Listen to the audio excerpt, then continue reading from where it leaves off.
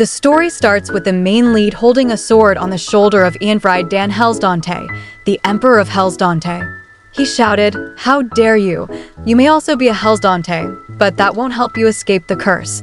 Carnephelia Hellsdante, second princess of the Hellsdante Empire, said, "I would expect no less. I can end Ianfried's life before he gets here. I don't mind being cursed if I can end your life once and for all." Ianfried shouts, "Huh. Is this your final ploy to get his attention?" She is surprised. "What?" He continues, "What makes you think he'll mourn your death? That would happen only in your dreams, little sister. What makes you think he'll forgive the wife that came from the empire, that dragged his country into ruins?" She thinks internally, "You need to focus, Carnephelia. You can't let this bastard get to you." She continues, "I know I'll die if I kill you. The curse will prevent me from being reincarnated into my next life. No one will remember that I existed. But what about it?" She cracks the sword on his chest and says, "Who cares about the damned curse? Strike the killing blow." "I've heard enough of his conniving lies." She slashes the sword, her hands trembling.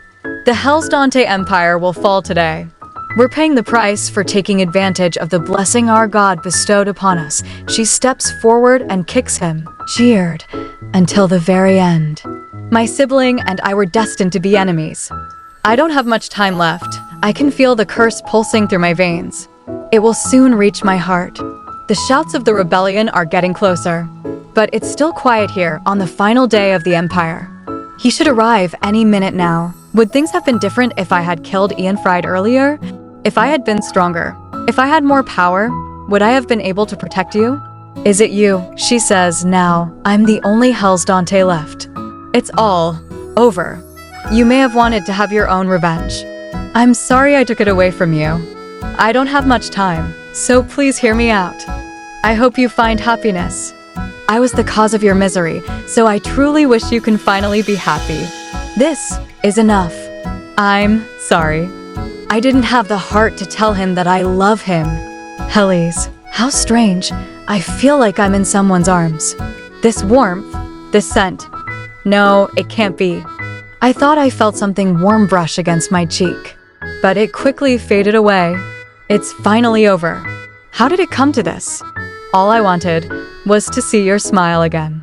You look like Prince Charming when you smile. A boy asked, "Do you want the boy?" She replies, "I do. How long has it been?" "Wait, is this a blanket?" A lady was asking, "Are you awake, Your Highness?" She said, "It's me, your nanny." She thinks internally, "My nanny?" Nanny ran for her life while leaving me behind. How is she here now? She looked at her hands. She threw the blanket, and the lady shouted, "Wait, Your Highness." She ran, grabbed the mirror, and looked at herself in it.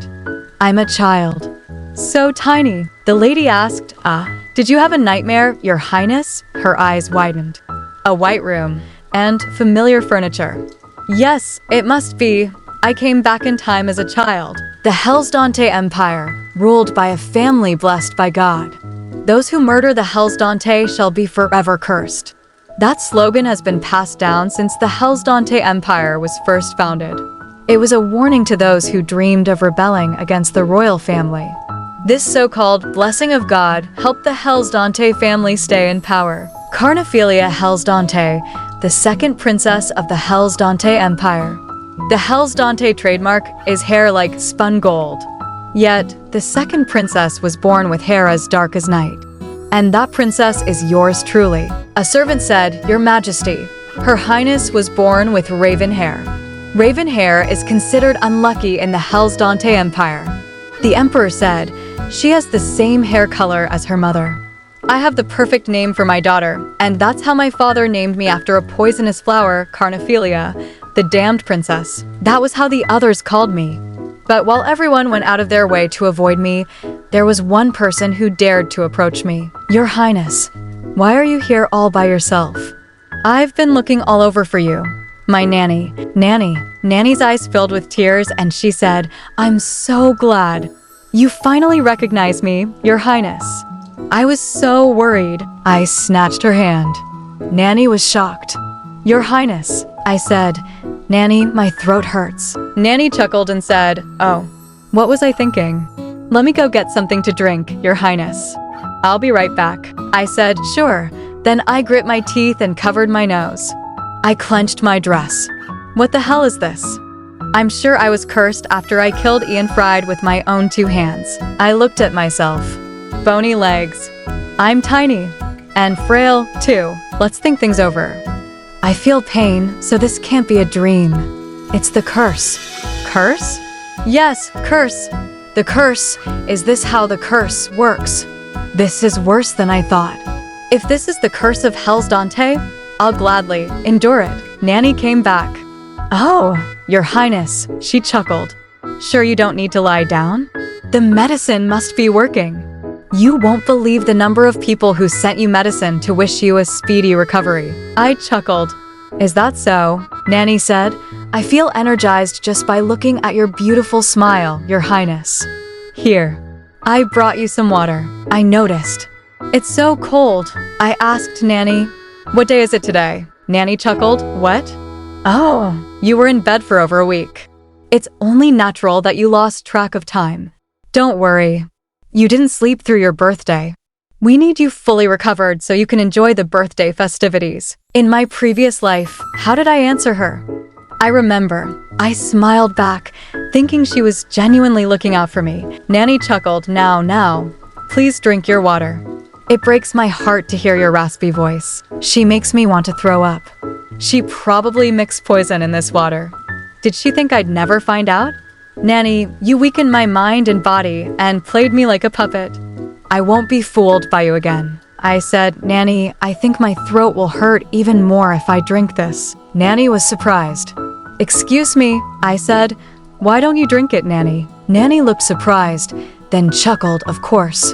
Your Highness. She drank the water and gladly said, Oh, that was so refreshing, she chuckled. My apologies, Your Highness. I drank the entire glass. I said, it's fine. You looked thirstier than I did. Nanny said, You're too kind, Your Highness. She continued, Oh, silly me. Look at the time. I'll go prepare your meal. Please ring if you need anything, Your Highness. I said I will. Nanny opened the door and left. I finally relaxed. Nanny, thinking to herself, said, Thank goodness I didn't mix poison into her water today. I could have ended up poisoning myself. Anyways, that twat isn't her usual self today.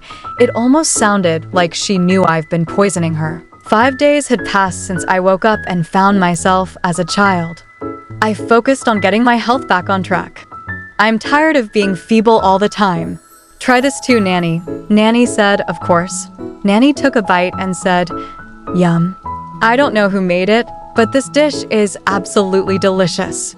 Now, please have a bite, Your Highness. Carnephelia said, All right. It's delicious, she exclaimed. But she thought, what is this?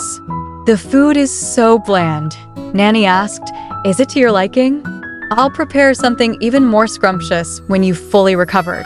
Carnephelia thought, well, she won't be poisoning the food for the time being. She poisoned me until I fell sick, then stopped until I recovered. Then she would start feeding me poison again. It was a vicious cycle. This was all for the twisted pleasure of the person who hired Nanny to poison me. Nanny gleamed. Would you like to read a book when you're done with your meal, Your Highness? Carnephelia said, I want to express my gratitude. Nanny looked confused. Express your gratitude? To who? Carnephelia replied, I'd like to express my gratitude to those who sent me medicine. Nanny's eyes widened and she shouted, Oh well. Carnephelia continued, They also sent the ingredients for this delicious meal. Did they not? She thought she must be flustered, as it was all a lie. Nanny hugged her and said, But Your Highness, you're still not fully recovered. I'm worried that you'll fall ill again if you venture outside. She chuckled. You're right, Nanny. Yes, I'll go thank everyone on your behalf. I'd like to pay a visit to just one person today. Nanny, shocked, responded. Excuse me, Carnephelia exclaimed. I can bathe on my own. I'm sure you'll be busy clearing the table. She went to the bathroom, opened the tap, looked at herself in the water, and entered the bathtub. It's freezing. The water's as cold as ice. She started shivering. This is nothing. I must endure this. People murmured. That hair. Is she that princess? Why is she wearing that awful dress? How did she find her way into the emperor's palace? Shh, keep quiet. Don't meet her eyes. Why? She. Did you hear the rumors? That unlucky, Carnephelia reached back. Nanny said, Your Highness. It's not too late to turn back, she said, but we're already here. Nanny gave a questioning expression. Carnephelia said, We've arrived at His Majesty's office. No one enters His Majesty's office without a prior appointment, Your Highness, said the Grand Chamberlain of the Royal Palace. Carnephelia thought internally, How pitiless of you. It's my very first visit to my father, he said. Well then, please wait here. Nanny said, Your Highness, I think we should head back. We don't want to anger His Majesty. We should leave before he becomes furious with us. Carnephelia said, Don't worry, Nanny. I know you'll protect me from His Majesty's wrath. She snatched her hand. Nanny said nervously, Of course, I'll do my best to protect you. Carnephelia thought, Stop lying through your teeth. Nanny grit her teeth and said, Your Highness. He came back and said, Ahem. His Majesty will be seeing you now, Your Highness, she asked. Is that so? I'll see you later, Nanny. Nanny said, Don't what? You want me to come with you? Carnephelia smiled and said, I don't want you getting scolded on my behalf. It's best if I go in alone. The door creaked open. Here we are at last. Much sooner this time. Curade Alpin Hellsdante, the Emperor of Hellsdante. Second Princess, it's been a while. My father, the man who doomed me for life. Carnephelia said, Greetings to the son of our empire. Carnephelia Hellsdante at your service, Your Majesty. Curade Alpin asked, What brings you here? She said, I'm here to inform you that someone's been putting poison into my food and drink. To hear this, all were surprised. Was it under your orders, Your Majesty? Curade Alpin was confused and said, And what if it was? Carnephelia said, Thank you for letting me know. I'll be taking my leave now, Your Majesty, he said. Wait. You didn't answer my question, he smirked and said. Take a seat, she sits, her hands trembling. And she was thinking, I can't afford to make any mistakes. Stay focused. The Chamberlain went near the Majesty and offered Carnephelia a cup of tea. She thought, What if I'm the one feeding you poison? Curade Alpin said, Will you let yourself be poisoned to death? She thought, He's not being subtle about it. I'm sure he finds it interesting that the daughter he tossed aside came to pay him a visit. Good. Continue to show interest in me. I want you to be invested in my well-being. Look at me and notice that I'm alive and kicking. She smiled and said, You have the world at your feet, Your Majesty. And that's why, if you wish me dead, I'll do what it takes to make it happen. The Chamberlain thought, How? How could a young girl speak like that without batting an eye? Curade Alpin thought, The poison has made her frail and her complexion quite pale. How can she be so sassy when she looks like she could faint at any given minute? She's quite something. Carnephelia thought internally, Don't be scared. Stay calm. Curade Alpin said, You'll do what it takes to make it happen. If I ordered you to end your own life right now, would you do as I say? She was looking at him with a smile on her face. Curade Alpin got confused. He stood up and shouted, What is the meaning of this? The Chamberlain shouted, Your Majesty? He thought, Did she bite her own tongue? Curade Alpin said, Carnephelia said, If I may, Your Highness. You dare to play mind games with me, she said. My apologies, Your Majesty. Curade Alpin thought internally, She's as cunning as a fox. She treads the line, but doesn't step over it. Let me make myself clear. I didn't order anyone to poison you. He continued, Now then, tell me. Do you want me to punish the person who made the order? She smiled. I was waiting for him to say that. She said, No. What I want is much more grandiose than that. He was confused and said, What? She smiled. I want to be given a chance, Your Majesty. I don't remember what happened next. Nanny wouldn't stop fussing over me. Oh, the look on her face when the head chamberlain said he'd be visiting shortly. Nanny came to her. Your Highness, she said. Nanny, don't wake me up until tomorrow morning. Nanny grit her teeth with anger and said softly, Yes, Your Highness. Please get some rest. I want to be given a chance, Your Majesty. Curade Alpin thought, Carnephelia. She does the name justice. He said, "Did you say she has no other servants besides her nanny?" The chamberlain said, "Yes, your majesty." "And the nanny is—" He interrupted him. "That's enough." He waved his hand and said, "She was poisoned, but it's not life-threatening. It's clear who gave the order, so there's no need for an investigation." The chamberlain said, "Yes, your majesty." Alpin thought internally, "I thought she'd ask me to spare her life, not ask for a chance to compete for the throne." Giving birth to Carnephelia was the only thing that wench did right. She was dreaming. There was nobody around her. She was alone. Suddenly, she saw a face. "There you are, Carnephelia." Then she woke up. She thought, "I woke up drenched in sweat, all because of a mere nightmare." She squeezed her hand. "My body is too weak for my own good." After I went to see the emperor, Nanny continued to press for details throughout the week. But I was too drained to give her a proper answer. Nanny asked, "What did you discuss with His Majesty?" Carnephelia thought, "I do feel better after sleeping and eating properly.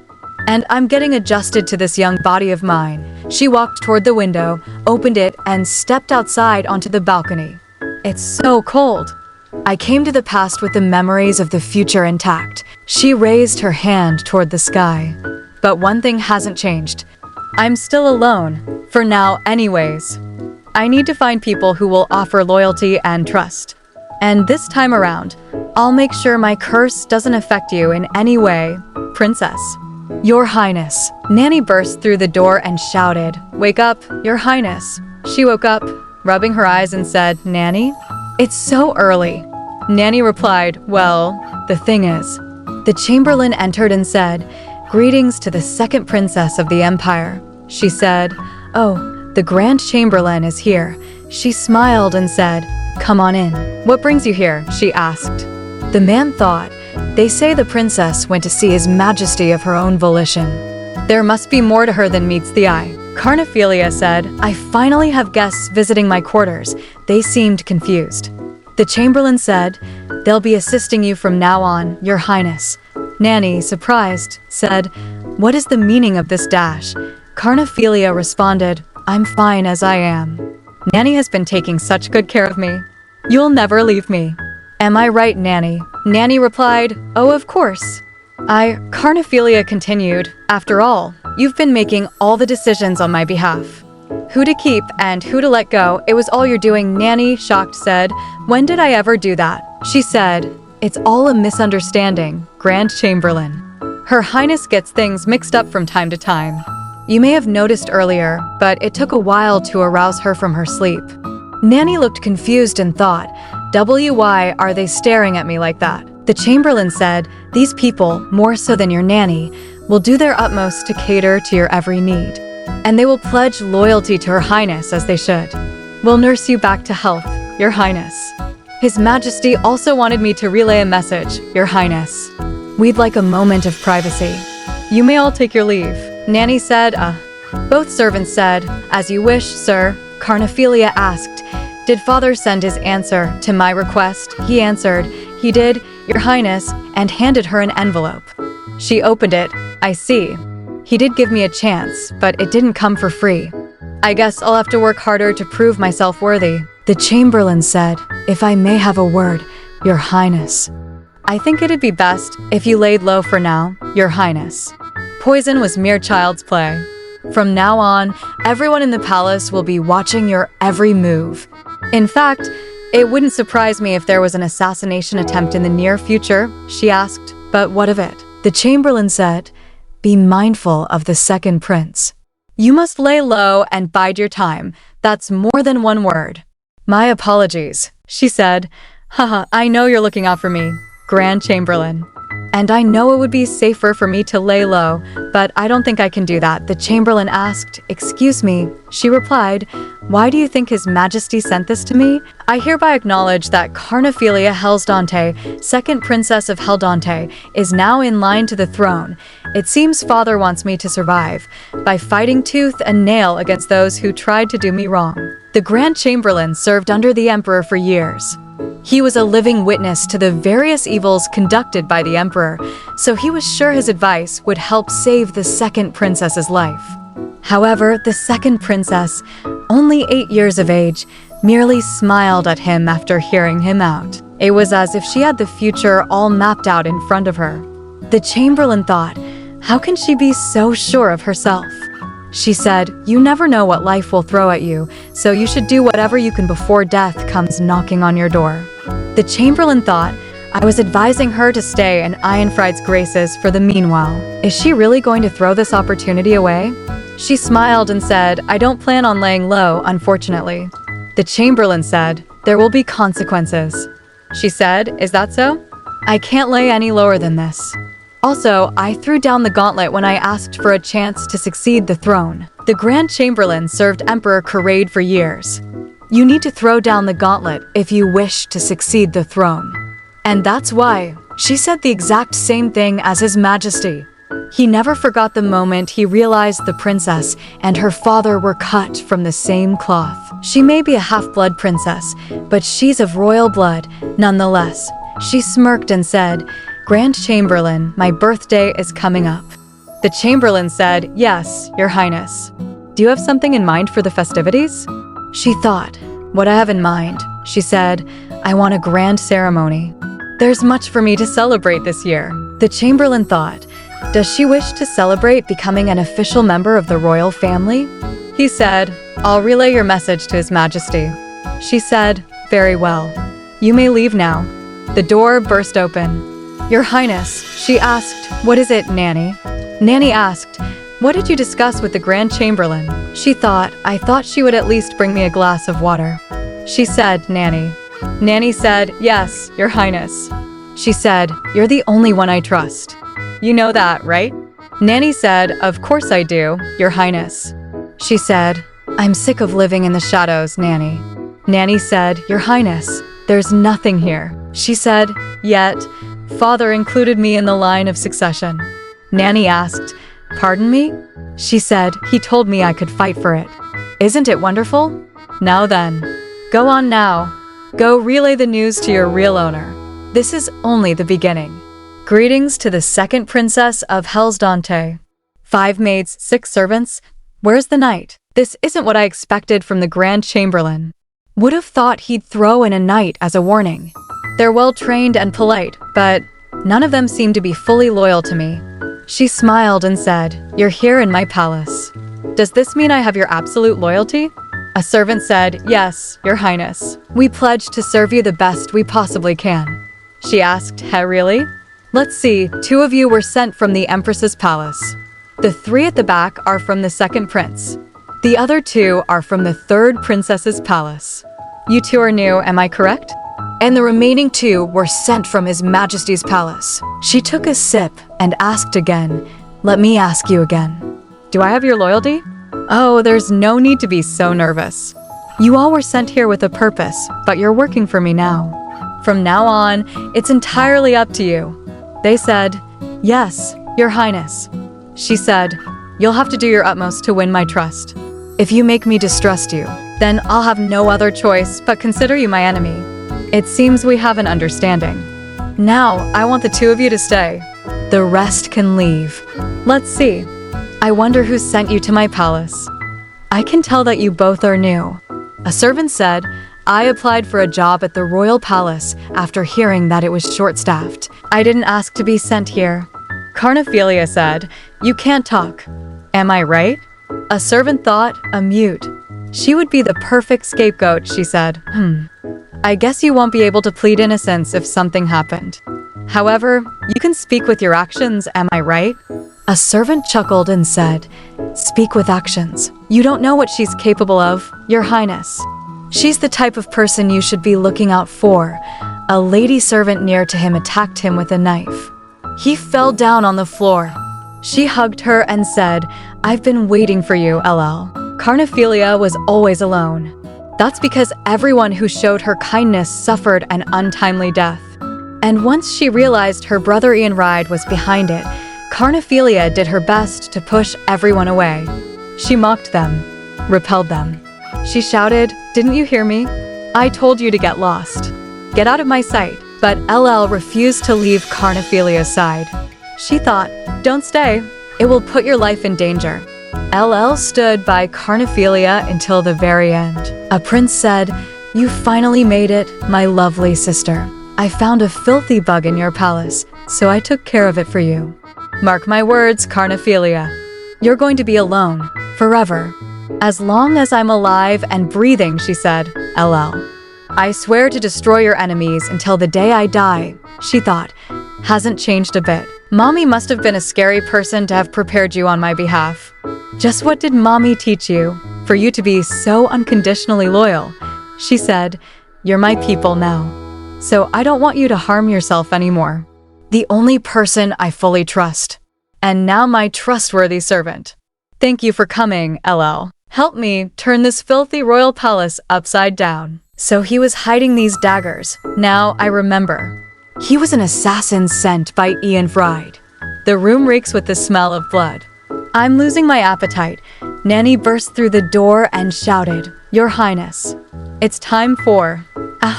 She got shocked and thought, is that a body? What's going on? She hugged Nanny and said, "Nanny, I was so frightened." That servant suddenly crumbled to the floor and the carpet started to turn red. Nanny thought, suddenly, was there an assassination attempt? Then why is the princess still alive? This doesn't make any sense. Carnephelia said, "By the way, I'm hungry." Nanny was shocked.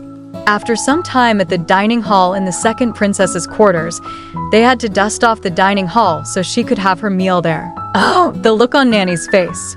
She was sure Nanny was wondering why she survived and the servant did not.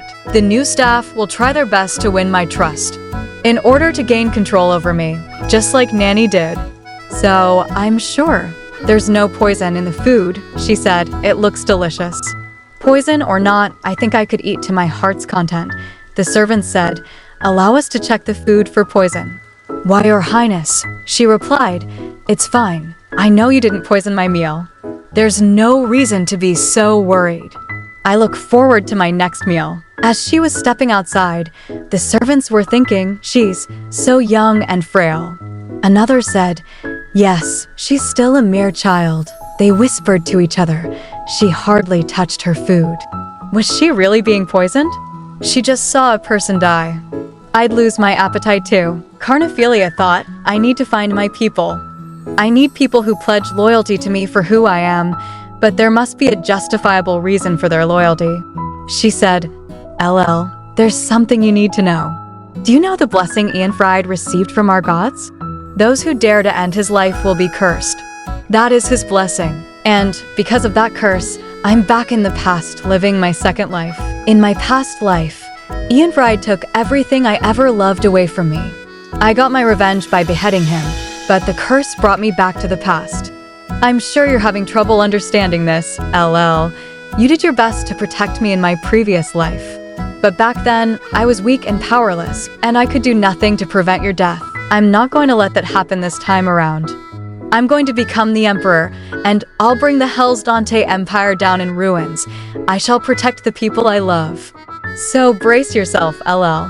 Serving a cursed princess won't be easy. Your wish is my command." Evelyn Vett was never faithful to Carnephelia. Her loyalty didn't lie with the princess. Her master had promised her a hefty compensation in return for staying close. She had 3 missions. First, keep an eye on the princess at all times. Second, make sure she stays ill. Lastly, make routine reports on her condition. Evelyn was confident. She believed the second prince would eventually ascend the throne. That meant her reward was guaranteed. To her, Carnephelia, just a mere child, was hardly worthy of her master's efforts. And in a twisted way, Evelyn was having the time of her life. She chuckled as she called out, "Your Highness." Despite being a half-blood, the second princess was still royal. And Evelyn had her right under her thumb. That alone gave her an intoxicating sense of power. But suddenly, Evelyn noticed something unsettling. The princess, she wasn't behaving like herself. When did the second princess start paying attention to other servants? Why did she go see His Majesty? Has she already entered puberty? Panic crept in.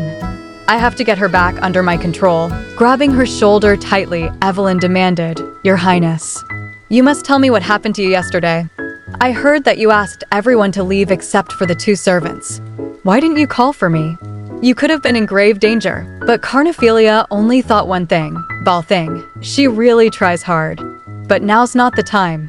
Instead, she smiled and asked, "Were you concerned?" Evelyn's voice rose in frustration. "Of course I was worried. So tell me, why did you ask those two to stay?" But Carnephelia interrupted her with a soft, unsettling calm. "What would I do without you?" Evelyn froze. "What?" Carnephelia continued. "You always look out for me. You left me in the dining hall on my own, so you could gather information about the dead servant, right?" Evelyn shouted. Well, Carnephelia's gaze sharpened. "Who is he? Who sent him to my palace? Was it my father? Or Her Royal Highness? Or was it Your Highness?" Evelyn cried, clearly shaken. "You must watch what you say." But Carnephelia pressed on, voice unshaken. "Do you wish to know what that servant did in my room? He ended his own life while cursing me. He told me not to leave my quarters again. He said it was a warning, then he slit his own throat. I need to find out who sent him so I can keep myself from harm. Do you know who sent the servant?" Evelyn could only think, "I'm sure it will feel like your master was sending you a warning." But aloud, she snapped, "How would I know, Your Highness? Anyways, there's a reason why I tried to keep you from visiting His Royal Highness.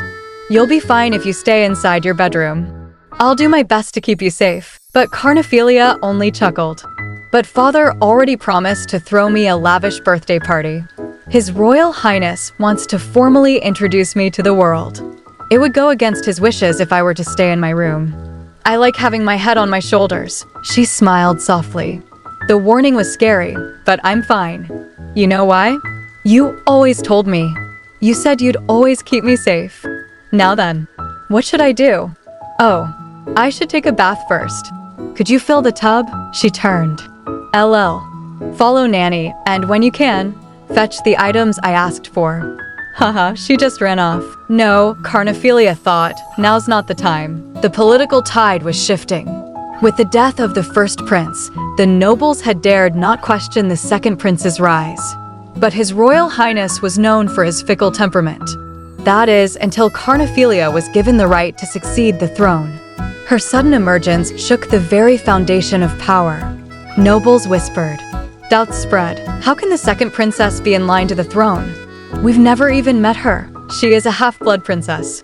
She doesn't have what it takes. In a crowded hall, a young noble scoffed.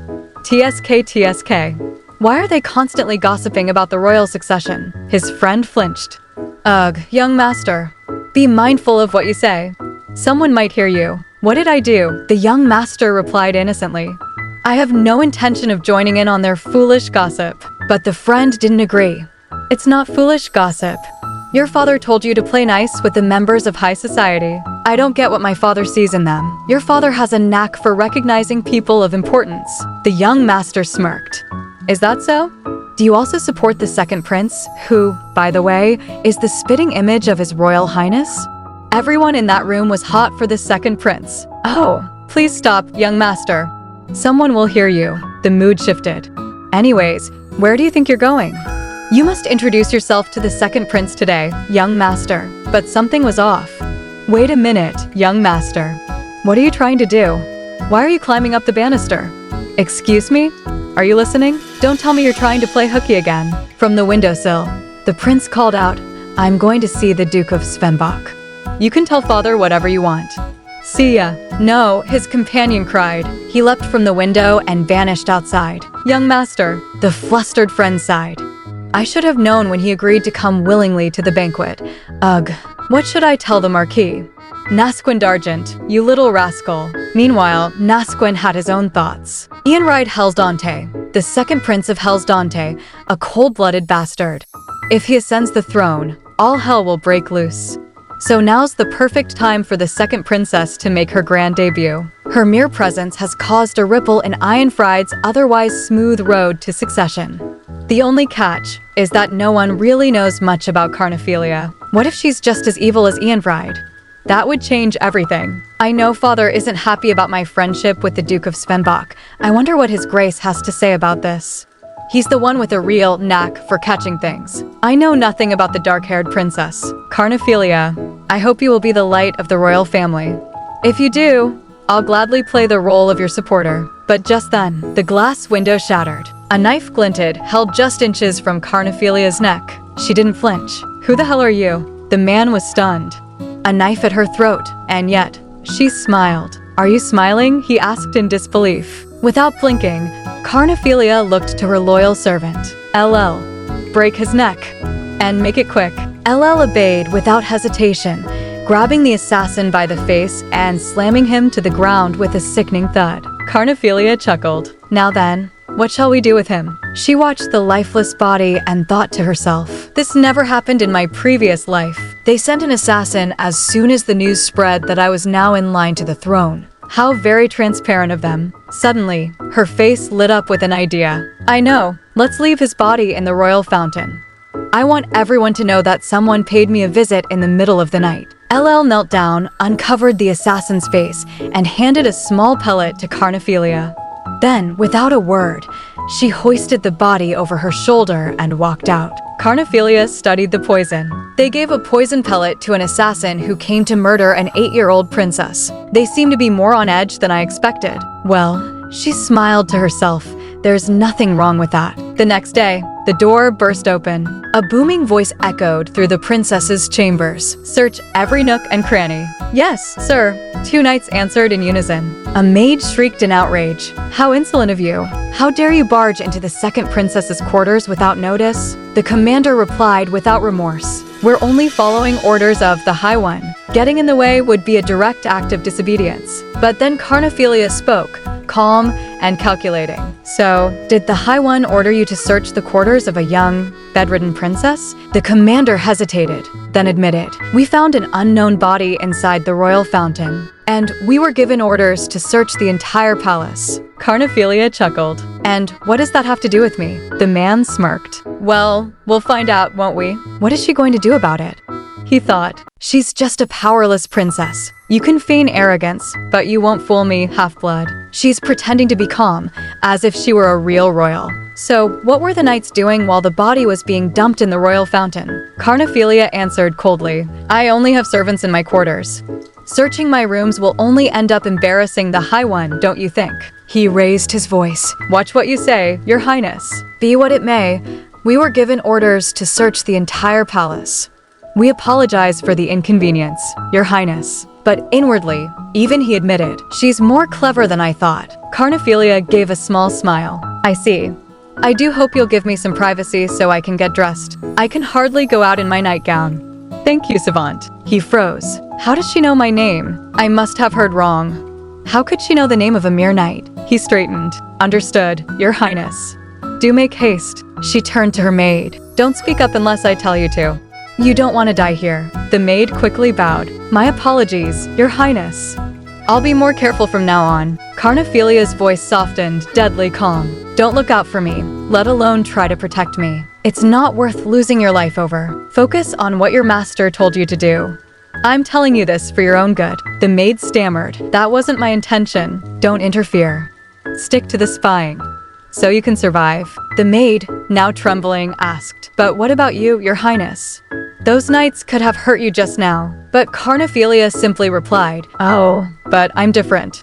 I'm a royal, just like your real master." She glanced at the door. "Are we finished? I need to get going. I don't remember the last time I came out on a walk. I'm sure everyone is busy preparing my meal in the garden. Nanny is probably looking for me right now." And as she left, she whispered to herself, "Thank goodness I came to as a child. I don't get noticed because of my size, and everyone lets their guard down because they think I'm too young." LL walked beside her, clearly concerned. "Concerned about Carnephelia's safety?" she asked. Carnephelia nodded. "There's a reason why we came out for a stroll. LL, have you heard of the ghost of the royal villa?" She looked toward the misty hills ahead. "She's a poor soul, alive, but hardly living. Still in search of the daughter and son she lost in the battle for succession. The former empress, rumored to have gone mad. They say the former empress waits forlornly in the villa for the return of her deceased children.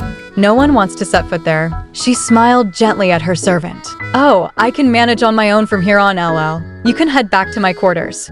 I'll be back shortly." LL nodded silently and departed. Carnephelia looked around as she walked alone. "I see yellow flowers here, and there. Her palace is full of yellow flowers. The color yellow stands for longing. The scent of the flowers is overwhelming. And then she stopped. Standing before her was a woman. There she is. As Carnephelia stepped deeper into the villa, she glanced around, frowning slightly. I don't see a single servant here. Is it because she lost favor with the emperor? From the shadows, a woman slowly approached her. Is it you, Marie? The woman asked gently. Marie, my poor baby. She stepped closer, her voice cracking. Mommy knew you were alive. You grew up to be such a beautiful child. Carnephelia stood still in her arms, letting the woman hold her. Her embrace is warm, she thought, yet empty. And then she spoke firmly. Snap out of it.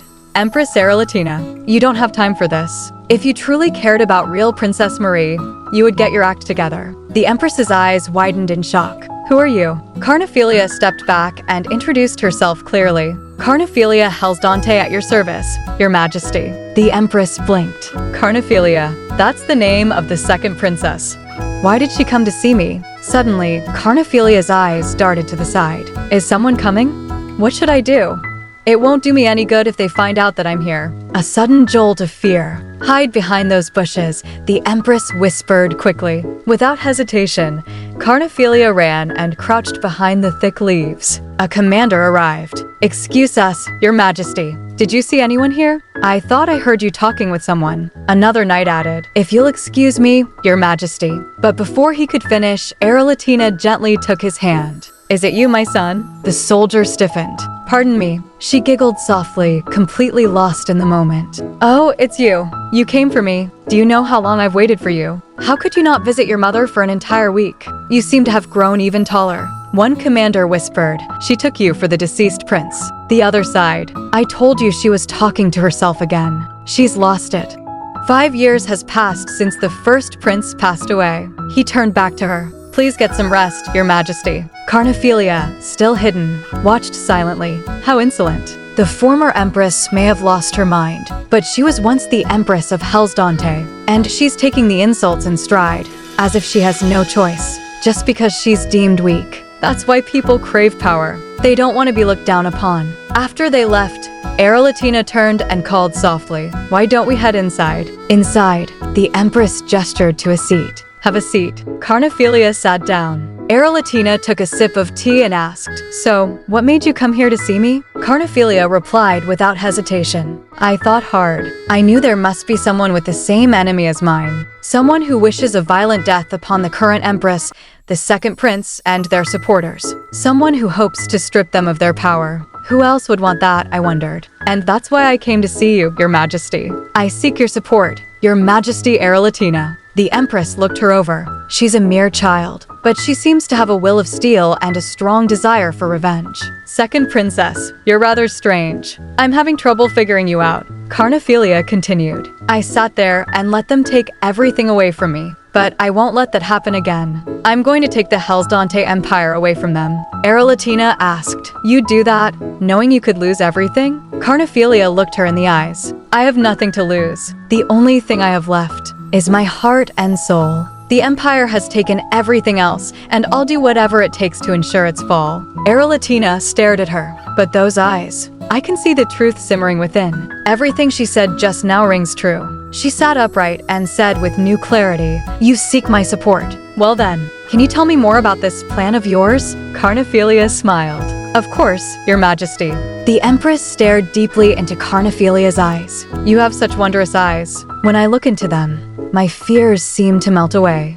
How extraordinary. She pressed her hand to her chest. All I have is this body of mine. Yes, I'd like to help you and protect what is mine, whatever that may be. But then, her voice shifted quiet, serious. However, I have one condition. Carnephelia nodded. What would that be? Anything within my power. The Empress didn't hesitate. Will you give me the honor of beheading Dicella Rachel myself? I didn't think she'd want to get so involved, Carnephelia thought. Dicella Rachel, mother of the second prince, and the current empress of Hellsdante. She answered, I'll make sure that happens, Your Majesty. The Empress chuckled. Thank you. Now that I've heard what you have planned, what exactly do you want me to do? Carnephelia explained calmly. Not long from now, His Royal Highness will pay you a visit. When he does, can you treat him like you did when you were the Empress of Hellsdante? Arelletina raised an eyebrow. You want me to treat him as I did when I was the Empress? Carnephelia affirmed. That's right. She gave a quiet nod. Fine. I'll play along. Carnephelia leaned in slightly. Will you be all right? The Empress answered softly. You've given me a reason to live again. I look more than forward to it. She stood up quickly. Oh, I almost forgot. Will you wait here for a moment? She returned with a box. Please accept this. Carnephelia opened it slowly. Could this be? Did this belong to Princess Marina Belle? Arelletina smiled sadly. I made it myself so Marie could wear it on her 6th birthday, but I never got the chance to give it to her. It's time the dress met a new owner. I hope you enjoy it. Carnephelia hesitated. Thank you, Your Majesty. Cradling the box in her arms, she stepped out of the villa and made her way back to the castle. Looking up at the palace gates, she whispered, Now then, back to the birdcage I go. Suddenly, a maid screamed. I found this child collapsed on the floor. Another rushed over. Wait, isn't she? The second princess. What is she doing here? There's dirt all over her dress, as if she had taken a tumble somewhere. One maid whispered. Could it be, right? It must be. They must be referring to their real owner, Carnephelia thought. An hour later, the royal chamberlain stormed in. That was reckless of you. Carnephelia blinked. What was? He shouted. You pretended to faint in front of the Empress's palace, Your Highness. The entire palace knows what happened. Everyone believes the Empress tried to hurt you because you're now in line to the throne. Calmly, she responded. Why are you so upset?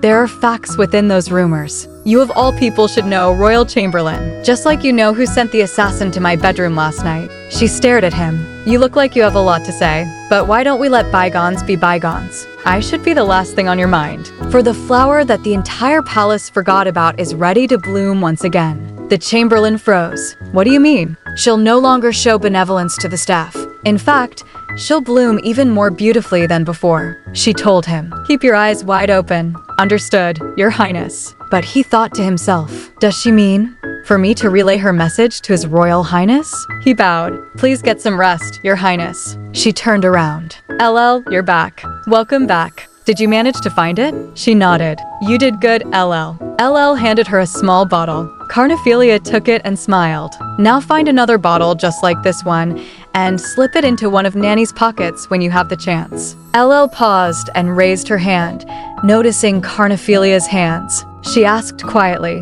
Carnephelia answered, Oh, this happened while I was digging a hole in the ground. It doesn't hurt. She injured her hands while burying the box. Carnephelia reassured her. There's nothing for you to worry about. LL gently squeezed her hands. Carnephelia chuckled. Thank you for looking after me, LL. That night, the Emperor sat in quiet thought. She may no longer be the Empress, he mused, but she's still my wife and a part of the royal family. He clenched his fist. So how can her quarters be in shambles? He opened the creaking doors and stepped in. Arelletina, she turned to him gracefully. Greetings to the son of our empire. Did she have a hunch I'd visit? The Emperor wondered. She's groomed and dressed properly for a change. He walked over and brushed his hand along her cheek. Are you still upset with me? She clenched her fist. You promised to make me the most noble woman in this empire. Is this your version of noble? She suddenly embraced him. Are you going to make me wait for you all alone? Spending time alone has done her good, he thought. They said she lost her mind, but she seems to have gotten more obedient. Tears welled in her eyes. You're all I have left, Your Majesty. Please don't leave me. I don't have to be the Empress again. As long as I have you by my side, I have just one wish, Your Majesty. He asked, and what is that? She looked at him. Please come visit me time to time, like you did today. He chuckled. Haha, this is the Arelletina I know and love. My docile, beautiful flower, he thought. You're my flower, destined to sit pretty in my crystal vase, to be enjoyed by me and myself only. Just then, the Chamberlain rushed in. Your Majesty, please forgive my tardiness. Don't fret. I know you purposely came late so I could get some rest. His tone darkened. Anyways, behead the guard here and send the head to the Empress's palace. Also, send more ladies in waiting to serve Arelletina. That should do for now.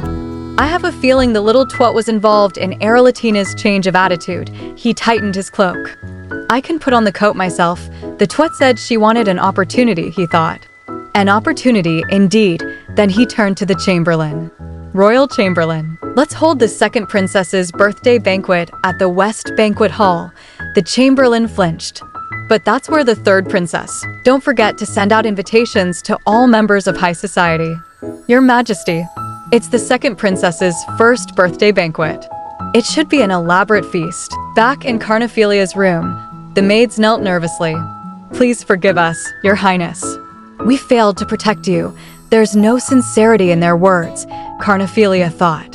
They won't last long in the royal palace. She replied calmly, it's fine.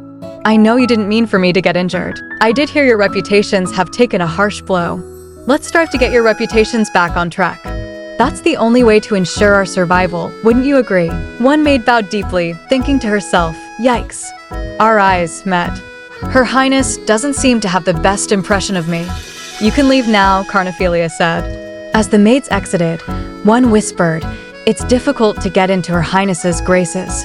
How did that girl LL manage to win her over? Another replied, LL is powerless. Maybe that's how she gained the princess's trust. That's strange. You would normally be more suspicious toward a nobody. Her Highness seemed to be in a bad mood today, one maid thought. It was frightening. Even so, she didn't scream or hit anybody, and how can she be so small and cute? She must be the same age as Jamie. I miss my younger siblings. Oh, I'm on my way, Your Highness. Did you call for me, Your Highness? After comparing her to my little brother, I feel less nervous around her. I want to read a storybook, Carnephelia said. Shall I go fetch you one? Oh, the thing is, she replied, I've read all the storybooks in the royal palace. Nanny always stops by a certain bookstore whenever she leaves the palace. I'd like you to go there on my behalf. Do you think you can do it? Of course, Your Highness. The maid beamed. I'll bring you back something interesting for you to read. She's more innocent than I thought, the maid thought. I didn't think she'd ask me to fetch her a storybook. She's cuter than Jamie. She turned a corner and bumped into a woman. Where is Her Highness? The lady asked. This voice, is it the nanny? She's in her room. Why is she in such a rush? And what's with the look on her face? Suddenly, a slap rang out. I told you this room is the safest place, the nanny yelled. Don't try to leave this place. You don't know what will happen to you. After you kicked me out, you ventured outside and came back with injuries. And now it will be on me for not taking care of you, Your Highness. Didn't I say it again and again? The world is a dangerous place, and everyone hates you, Your Highness. They're just waiting for the right opportunity to harm you. See? You didn't listen to me and ended up catching a cold. I'm the only one you can trust. There's no other person in the palace who looks out for you like I do. Carnephelia looked up.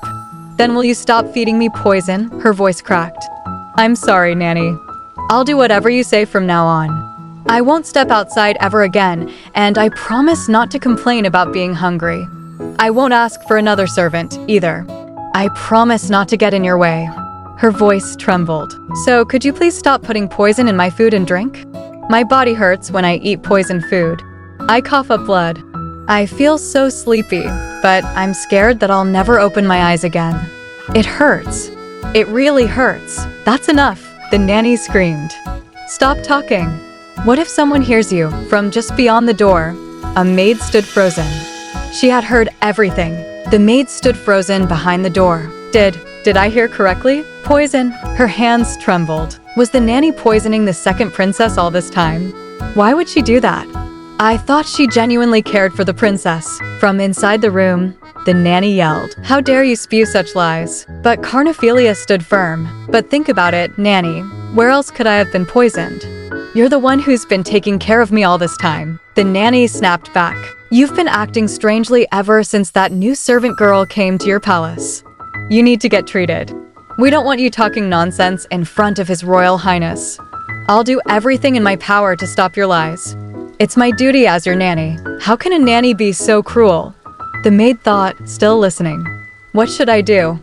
I need to call for help, but who? Her hand froze midair. I don't know who to call. Who would help the second princess? The royal guards? No. Judging from their behavior, they won't help. And the nanny beat the princess, like she'd done it before. It reminded her of someone. Princess Renabella Hellsdante. And just like that, Trua realized something. The nanny and her true master had something in common. At that moment, she collected herself and became calm once more. Her Highness was right. She thought, a mere servant like me won't do Her Highness any good. Since I can't help, I have no choice but to turn a blind eye. She remembered Carnephelia's quiet warning, don't interfere. Stick to the spying, so you can survive. So this was what she meant. How could I ever compare her to my brother Jamie? She stood straight. I need to go find a storybook for Her Highness. That's my job. A storybook. Later, the nanny stood smiling. Did you enjoy your meal, Your Highness? I hope you were able to reflect upon your actions last night. Carnephelia spoke softly. I did, Nanny. Good. The nanny nodded. I have faith in you, Your Highness. I trust you won't be accusing me of such falsities again. A pause. Why aren't you answering? Yes, Nanny. I was wrong. I won't lie to you again. She smiled proudly. That's a good girl. I have to go out for a bit. Stay out of trouble. Yes, Nanny. The door closed. Carnephelia turned to the shadows. Now that the troublesome tyrant is out of the way, she smiled. Come in. I've been waiting for you. Trua. She looked hopeful. Did you bring me a new storybook? What's wrong? Were you unable to find a new book? Trua bowed her head. I'm sorry, Your Highness. I'm really sorry. There was nothing I could do, Your Highness. Carnephelia gently placed her hands on Trua's cheeks. Are you sorry that you don't regret your actions? Or are you sorry that if something similar happens again, you'll still make the same choice? Did you know? Turning a blind eye to violence is also a form of abuse, especially if it happens more than once. But I am a princess, you know. What makes you think I won't be getting my revenge? Trua fell to her knees. Please spare me, Your Highness. I was merely trying to. Carnephelia spoke softly now. Yes, I know you have a big family to support, including your younger siblings. Then how about this? If you could turn back time and go to the beginning, who would you serve? The third princess or myself? Carnephelia narrated in thought. Trua Helton. From the information LL gathered, she is the eldest of a low-class family, sold to the palace to pay her father's debts. Commoners like her are disposable here. Easy to eliminate if things go awry. Yet, she still sends money and letters home. She's soft-hearted, naive. That's why she looked out for the cursed princess, with hair as dark as night. And that's why she fell so easily into my trap. Poor thing. Trua asked, would you take a commoner like me under your wing, Your Highness? I know I'm not as clever as the other servants, and I was too scared to go ask for help when you were suffering. Are you still willing to take me in, Your Highness? Carnephelia thought. It's not death she's afraid of. She truly feels guilty for not standing up for me. And that's more than enough. She smiled. Let's do this. Why don't we save each other? If you look out for me, I'll do the same. Let's find a way to survive in the royal palace. As you said, I'm weak and young. Maybe that's why I consider you a kindred spirit. I may be a royal, but everyone looks down upon me. And you're nothing but a servant from a lowly background. We can't get any lower than this. The only way for us is up. Trua's eyes widened. I didn't think you could look so determined. She knelt and declared, I, Trua Helton, pledge to serve Her Highness Carnephelia Hellsdante, second princess of Hellsdante, for eternity. Carnephelia smiled. That look, she reminds me a bit of LL. She said gently, be prepared, Trua. Serving the cursed princess of Hellsdante won't be easy. Suddenly, a furious voice echoed. What did you say? How dare you show such arrogance? The emperor stormed in, eyes blazing. Carnephelia. The West Banquet Hall. Carnephelia tilted her head. The West Banquet Hall? The royal chamberlain bowed. Yes, Your Highness. We're getting the West Banquet Hall ready for your birthday. Carnephelia chuckled softly. Oh, that's more than I expected. His Majesty hopes you won't feel too burdened by the decision. I see. You can take your leave now. Yes, Your Highness. Carnephelia's thoughts darkened. The West Banquet Hall. I can almost see the wheels turning in Father's head. Everyone knows that this particular hall is reserved for the third princess, Renabella Hellsdante. My father made his intentions crystal clear when he chose the West Banquet Hall to hold my party. Is this his way of testing me? Well then, let's put myself through the test. Aloud, she commanded. LL, take whatever money left in my budget and donate it to the orphanage. And please tell the servant outside to come on in. LL nodded and left. A young servant entered hesitantly. Did you call for me, Your Highness? Carnephelia asked calmly. Do you know whether Nanny has returned or not? She did not, Your Highness. Please let me know if you need anything. I'll make the necessary preparations. Carnephelia's gaze sharpened. Well, It's regarding the preparations for my birthday banquet. I'm a bit concerned that it will be taking place in the West Banquet Hall. I feel it's too grandiose for someone like myself. She smirked. So I'm planning on bringing it up to His Majesty. What are your thoughts? The Emperor's dining hall. Carnephelia sat before her father. Thank you for allowing me to join you on such short notice, Your Majesty. The Emperor laughed coldly. Are you scared to eat for fear of being poisoned? I thought you had more in you. Yes, she answered bluntly. It's only natural, since you have yet to receive your blessing. She smiled. You must really believe that I didn't receive the blessing. That must be why you decided to hold my party in the West Banquet Hall. The Emperor's expression turned. What? Doesn't the West Banquet Hall meet your expectations? Carnephelia leaned forward. The West Banquet Hall belongs to the third princess, who has no right to ascend the throne. It's no place to have my birthday banquet. What would the nobles think if the banquet was held at the West Hall? Surely they would turn up their noses and downgrade the significance of being in line to the throne. Or, will the third princess also be given the right of succession? The Emperor slammed his fist. What did you say? How dare you show such arrogance? Carnephelia. She kept her voice even. You have it all wrong, Your Majesty. I only say this because I know exactly where I stand. He roared. I want everyone to leave this room immediately. A servant worriedly thought. This won't do. She has to convince His Majesty to change the venue. The Chamberlain bowed. We must take our leave. The door shut behind them. Inside, the Emperor thought darkly. The twit is greedy and cunning. And I have no idea what's going through that little head of hers. She stared directly at him. You can stop testing me, Your Majesty. He narrowed his gaze. How can she be so self-assured? It's as if she already sees my every move. The more I look at her, the more interested I become. Carnephelia said, I may be more useful than you think, Your Majesty. You're rubbing your palms with glee at the thought of pitting myself against my brother in ride. So you want to test me to see if I'm up to par with him. Am I correct? The Emperor smirked. Well then, tell me in your own words. Just how far are you willing to go? She replied boldly. Your Majesty, the venue where I'd like to hold my birthday banquet is the Empress's palace. What did you just say? Elsewhere in the palace, a servant whispered. Well, the thing is, the second princess's birthday banquet won't be held at the West Banquet Hall. Rather, it will take place at the South Banquet Hall. Dicella Rachel, Empress of Hellsdante. She threw her crown to the floor in fury. How? How can that twat have her banquet at the South Banquet Hall? I didn't dethrone Arelletina so that the little wench could have a banquet there before me. She raged. I should have killed her when I had the chance. I need to go out. Make the preparations. The doors opened. Your Majesty, the servant gasped. Arelletina's chamber. Arelletina looked up calmly. Your Majesty. What brings you to my humble abode? Smack. Dicella slapped her across the face. Arelletina merely smiled. Greetings to the moon of our empire. Dicella spat. How dare you look me in the face and smile? You could hardly raise your face in my presence before. Arelletina grabbed her hand. Let go of my hand right this minute. Have you already forgotten? There's no guarantee that you'll be the Empress forever. I'm a prime example. Dicella trembled. Are you finished talking? You must not value your life. Do you know who you're addressing? I was gracious enough to let you stay in the palace. You have no clue how easy it would be to get rid of you. The way I got rid of that son of yours that you loved so much. A voice cut through. How interesting. It was the Emperor. Did you say you'd get rid of Arelletina like you did away with the first prince? Dicella. Arelletina is still recovering from her illness. Treat her with more care. Dicella turned pale. Your Majesty, there seems to be a misunderstanding. The Emperor frowned. What happened to your face? It's bruised. Call for the royal physician. Dicella's thoughts spiraled. This won't do. This won't do at all. No, no, no. At this rate, she'll become Empress again, and I'll be dethroned. I can't let that happen. Monfried.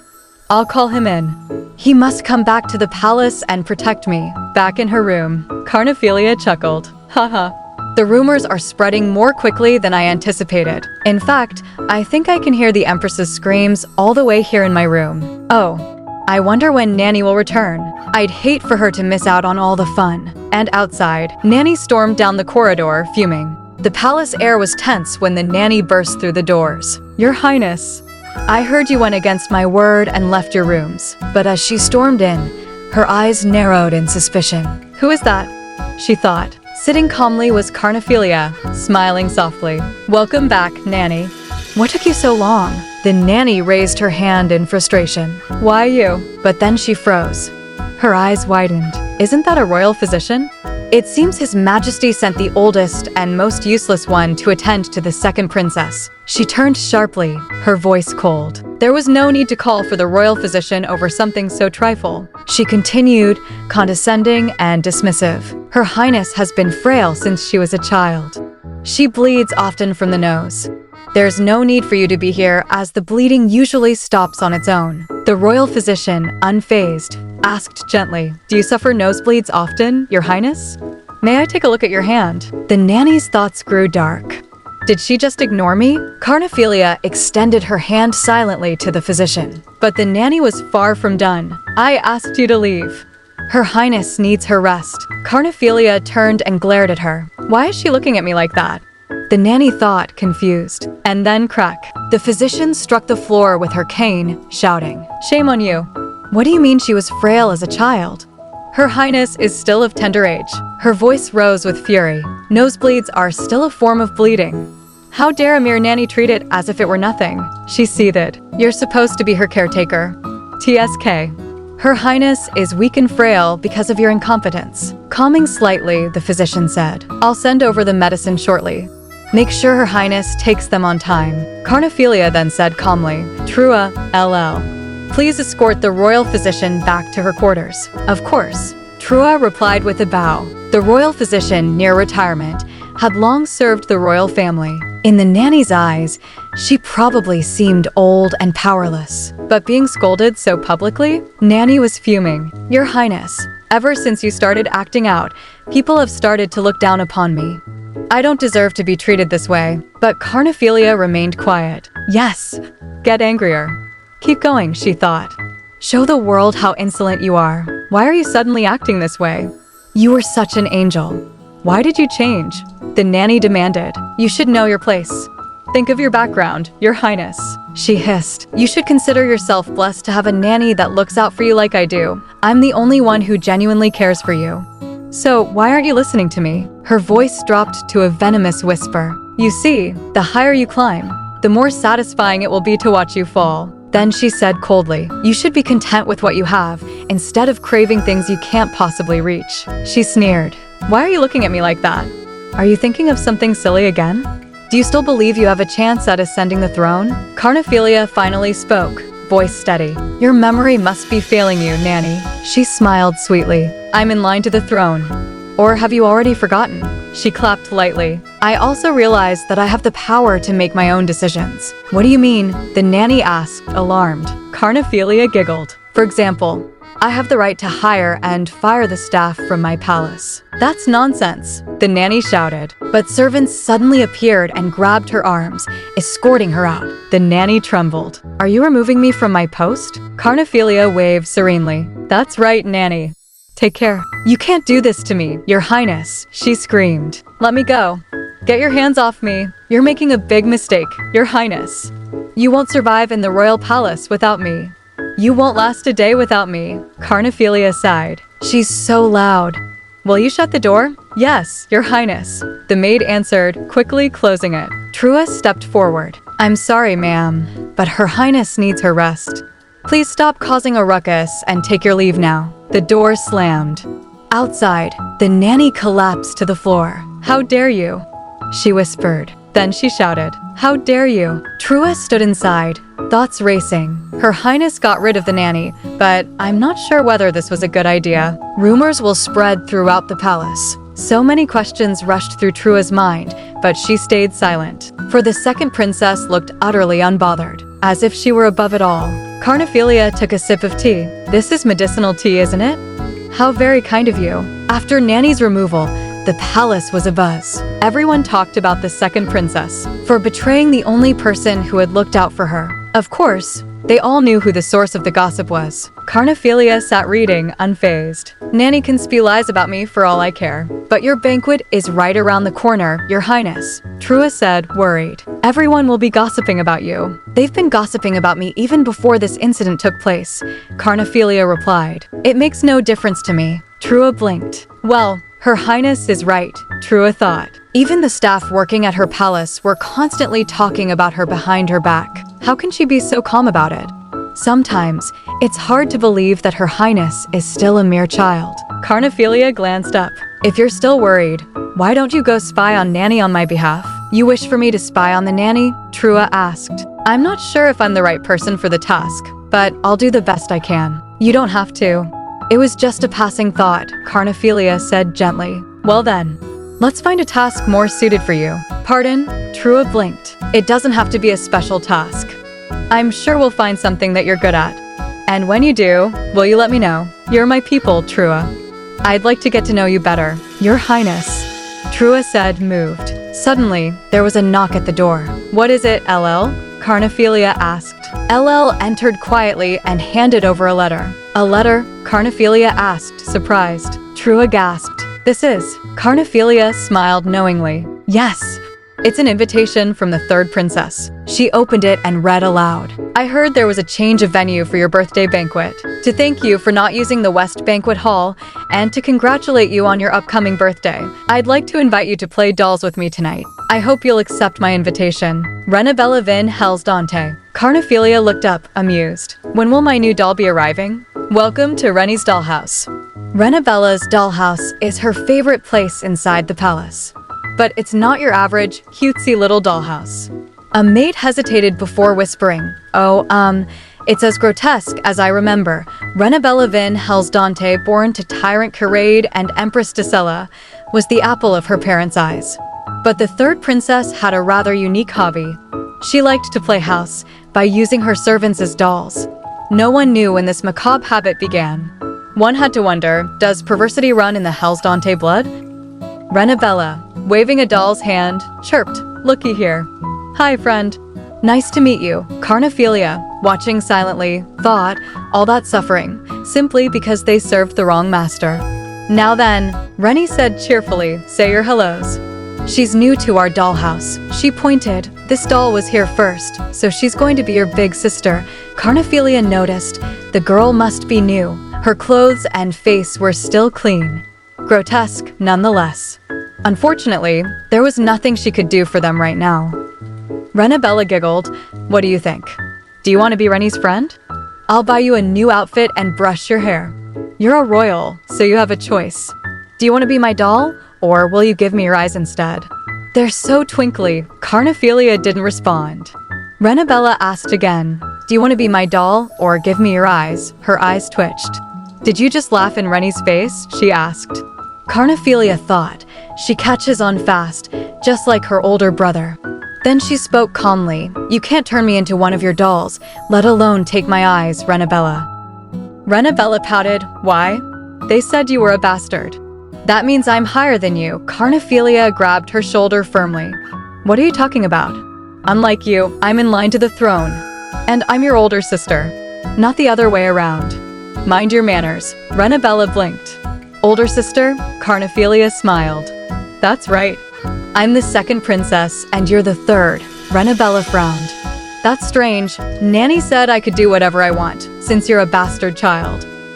Carnephelia raised an eyebrow. Really? Did your nanny tell you that? She must not be very competent. That's not true, Renabella shouted. My nanny said I'm the most precious thing in the entire world. And I have mommy and daddy and Ian fried, so I can do whatever I want, Carnephelia asked. That's strange. Why would she tell you such lies? It's irresponsible to say you can do anything just because you're a royal. Father can't protect you forever. Do you really think you can hurt me when I'm a contender for the throne? She paused, then added, not only that, those who dare to go against me will meet a gruesome death. I wonder why your nanny didn't tell you this. I'm telling you nicely, because I'm your older sister. She thought to herself, was that enough?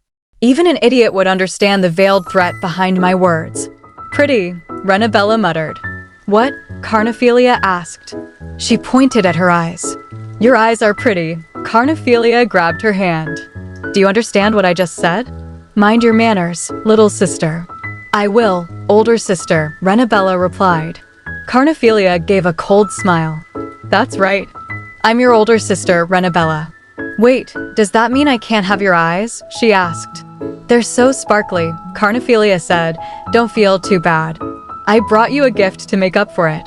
What? Where? She asked in surprise. Carnephelia smiled. Do you see the two servants behind me? Your Highness, the servants called out.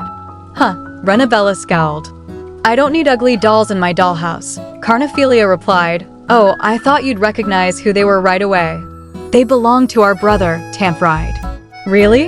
They belong to Ianfride. Seriously? She squealed. That's not true, the servants cried. We serve Her Highness the second princess of Hellsdante. Renabella smiled. She's right. I think I can make an exception, since they belong to my brother. I love your presence, Sissy. Welcome to my dollhouse. You're going to have so much fun here. It's a misunderstanding, Your Highness, the servants cried.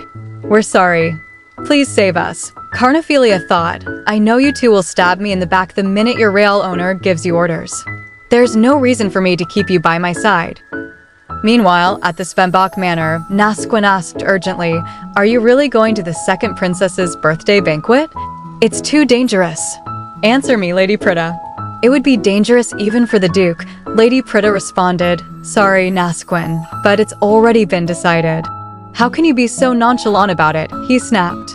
You didn't say a word to me. Mother is busy injecting her divine power into Helis, and Father is searching high and low for a cure, although we have no idea why Helis has fallen ill. So the only person who can attend the banquet is me. I have no other choice. The Svenbach Dukedom, the only sacred land within Hellsdante Empire, untouched by the royal family. A peaceful dukedom ruled by its benevolent leader, the Duke of Svenbach. Yet, the dukedom maintains a strained relationship with the cruel and violent Hellsdante Empire. Lady Pretta chuckled. I convinced my parents to allow me to attend the banquet. I plan on searching for the cure while I'm there. I just need to find my way into the royal library. The only question is, how? Nasquin shouted. There's no way His Grace could have agreed to your ridiculous plan. Not even the royals get free access to the royal library. Only those in line to the throne can enter. Then he thought, is that what it is? Does she want to use the second princess to access the royal library? Where does she get her brashness from? Lady Pretta smiled. I learned from the very best, dear mentor. Stop reading my mind, he muttered. Unlike you, I always look out for myself. I know your goal isn't just to meet the second princess, but the second prince as well. I've told you many times that he's dangerous. That's right. Lady Pretta whipped around, shouting. I can't wait to meet that bastard. He's such a jerk. How can he capture all the birds in our dukedom, dissect them, and send them as a gift? He must be a lunatic. We can't let that psychopath become the next emperor. I know the relationship between our dukedom and the Hellsdante Empire is frail. That's why I want to go take a closer look. I need to find out who will ascend the throne, so I know who I'll be going against. I'd love to see if the second princess has what it takes to go against Ianfride. We don't know if she even wants to compete with her brother for the throne, Nasquin said. There is hardly any information on the second princess. Her personality, thoughts, and ambitions all remain a mystery. All we know is that she was recently added to be in line to the throne. Lady Pretta said, she has the right to ascend the throne. There's no way the second prince will leave her alone. I just hope the second princess is different from the rest of her family, Nasquin sighed. We think of the same things, dear disciple. All right, I'll do my best to support you. Time flew by, Lady Pretta whispered. And soon, it became the day of Carnephelia's birthday banquet. The carriage arrived at the estate just in time. Lady Pretta stepped out, exhaling in relief. Phew, we made it on time. Nasquin, as sarcastic as ever, followed behind. With all your nagging, it would make no sense if we hadn't. You're too stubborn for your own good. I definitely have my work cut out for me, Lady Pretta reminded him sweetly, but you're the one who told me to fight for what I believe in, Nasquin. He smirked. I guess you did learn from the best. Then, scanning the grounds, Lady Pretta asked, Where's the second princess? Nasquin replied, I have no idea. I've never met her. I'm assuming she'll make a grand entrance at the end of the banquet. A grand entrance at the end, Pretta thought. She needs all the support she can get. Now, if I were in her position, I'd make my rounds during the party, forge connections with the nobles in attendance. The second princess is in line to the throne, but whether she's worthy or not remains to be seen. Nasquin noticed her deep in thought. "What is it?" she replied. "I was wondering if the second princess would meet my expectations." "Look, Nasquin, the enormity of the venue, the sheer size of the crowd, what's the underlying meaning behind this banquet? It's not just a birthday celebration anymore. That means the second princess has to be prepared for whatever may be thrown her way. But from what I've seen so far, I don't see any strategy in her actions. What in the world is the second princess thinking?" Nasquin muttered. "She's still a mere child," Lady Pretta countered. "That's the thing. It could end as mere child's play, or it could be something more. We have no idea how it will play out." Meanwhile, Carnephelia stood at the front of the banquet, smiling gracefully. "To all of you in attendance, thank you for coming to my birthday banquet," she announced. But inside, her thoughts were bitter. Their response is as frigid as I expected. I may be a powerless royal, but they should still show me a modicum of respect. Suddenly, a loud clatter echoed. A wine glass had fallen and shattered. "My apologies," declared Marquis Reeve. "I've soiled the floor of the banquet hall. Now, we should all step back before the filth gets on our clothes." Marquis Michael Reeve, a loan shark who built his fortune on the suffering of the poor. Everyone knew he was a close ally of the second prince. Ever since he gained the emperor's trust, the gap between rich and poor only widened. Trua whispered, "Still, how could he act this way at your birthday banquet? It's rude and insolent," but Carnephelia calmly replied, "Don't worry, Trua." But Trua insisted. Carnephelia cut her off. "Sticks and stones won't break my bones." Remember the looks on their faces. There will come a day when they grovel at my feet. As Marquis Reeve stepped forward and leaned toward the princess, a man beside him said, "I was afraid I wouldn't be able to recognize you, Your Highness," he laughed. "But you were easy to spot, being the only one here with raven hair and purple eyes." Carnephelia replied coolly, "You must be Earl Renaud." He looked surprised. "You know my name?" "What an honor," she nodded, "and you're Earl Ingram." "And you must be Marquis Reeve," but in her mind, she scoffed, a pimp, a drug lord, and a loan shark. "I'm surrounded by trash." Still, she smiled and said, "Thank you all for coming tonight." Her thoughts continued to twist. Ironfried's filthy parasites, all gathered today at my banquet. It makes me want to puke. Nasquin, watching from the side, thought bitterly, "They're so blatantly rude." Did the emperor host this birthday banquet just to make the second princess a laughingstock of high society? Lady Pretta added, "Everyone knows that Marquis Reeve supplies dirty money to the second prince. Come to think of it," she thought, "Carnephelia is surrounded by Ironfried's henchmen."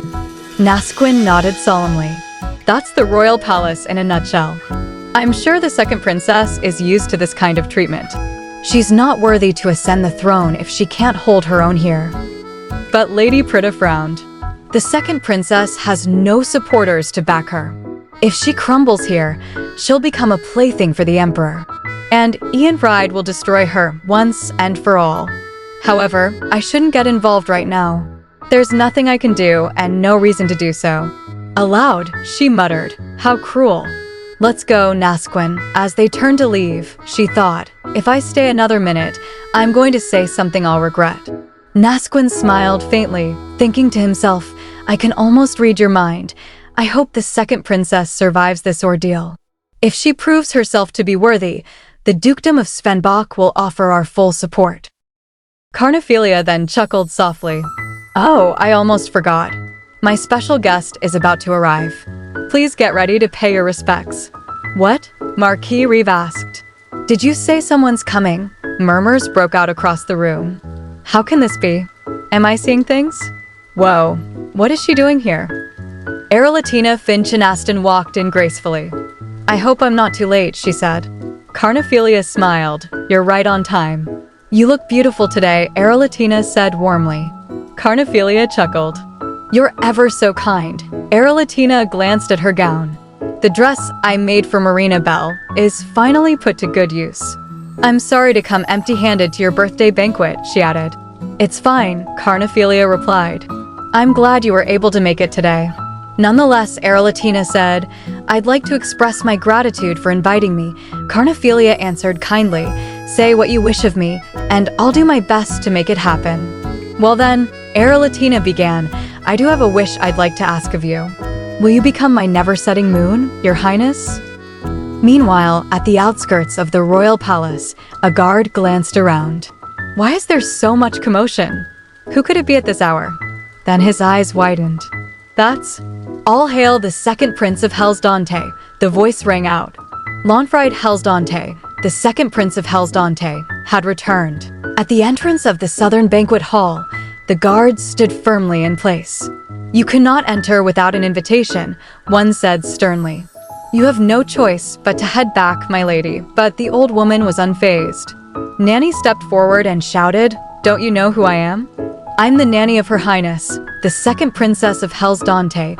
Even then, the guards hesitated. Even if you are, one replied, we still have to obey orders. Nanny lowered her voice, trying to appeal to them. Please, can't you make an exception? I brought the cake Her Highness enjoys every year on her birthday. I'm sure she'd love to have it today. The guards exchanged glances, thinking she was obnoxious. They had heard rumors that the second princess had let go of her nanny not too long ago. Was it a false rumor? Eventually, one of them gave in. Well then, please head on inside, Nanny smirked. Now that's more like it, the guards whispered among themselves. All royal nannies came from noble families. She wouldn't dare show her face unannounced unless...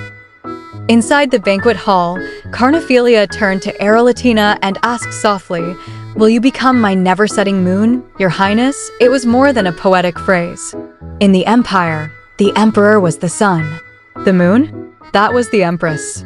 So when the second princess uttered those words aloud in front of everyone, she was publicly asking Arelletina to become her godmother and subtly proclaiming that she could become the next son of the empire. Arelletina was stunned. She called me her never-setting moon, in the dress I made for the daughter I lost. That's hardly a favor, she replied. We're merely trying to look out for one another. It would be my honor to be your moon, Carnephelia. Murmurs rippled across the crowd. Are they joining forces? Someone whispered. This isn't good. I'm sure she knows the second prince has a higher chance of ascending the throne. Is that why she called in the former empress? But Carnephelia stood tall. The moon of the empire shines bright in my sky, she said.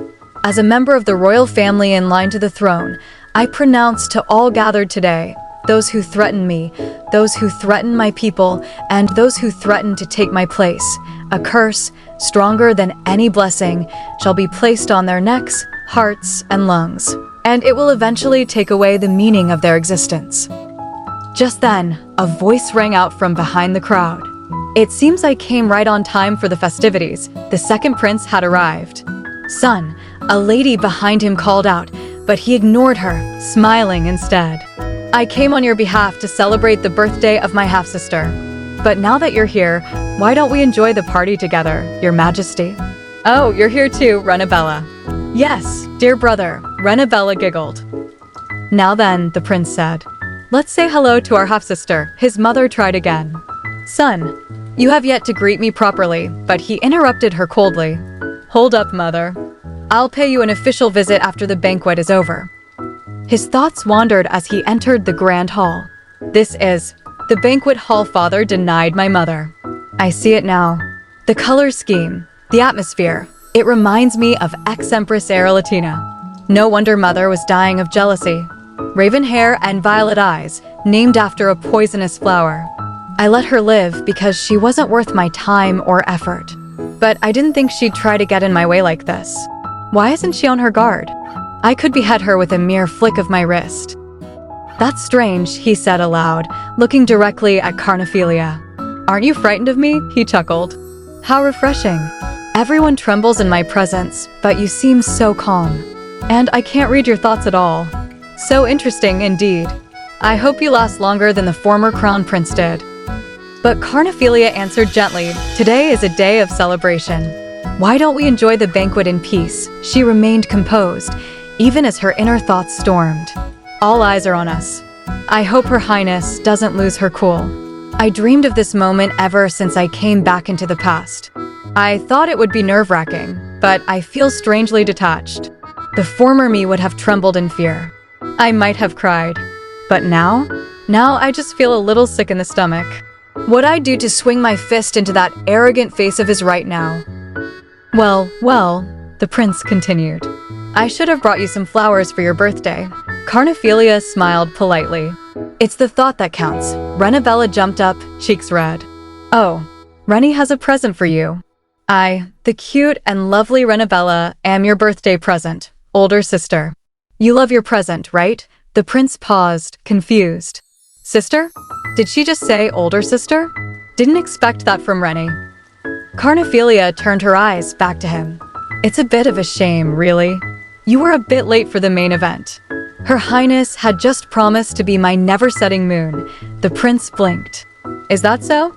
It's a shame that I missed the important moment. Then, glancing toward Arelletina, he greeted her smoothly. Greetings, your Highness. I hope you've been well. His thoughts were anything but kind. So they decided to join forces, now did they? Arelletina nodded. I've been well. Thank you for asking. What about you, Ianfried? But inside, her fury boiled. How dare he greet me with a mere nod? Ianfried leaned in, murmuring near her ear. My life has been mundane ever since that incident. She stiffened. That incident? How dare he? Before she could react, Carnephelia gently grabbed her hand. She's right, it's not time yet. Ianfried pulled away and added casually, I was merely jesting. I've been strengthening the borders of our empire these past several years. You know I'm not the type to sit around doing nothing. Thanks to the blessing of our son, our borders and people are safe. I'm sure it will continue to be peaceful. Carnephelia tilted her head and asked, Do you have the blessing of foresight, your highness? He blinked. What do you mean by that? Carnephelia chuckled. My apologies.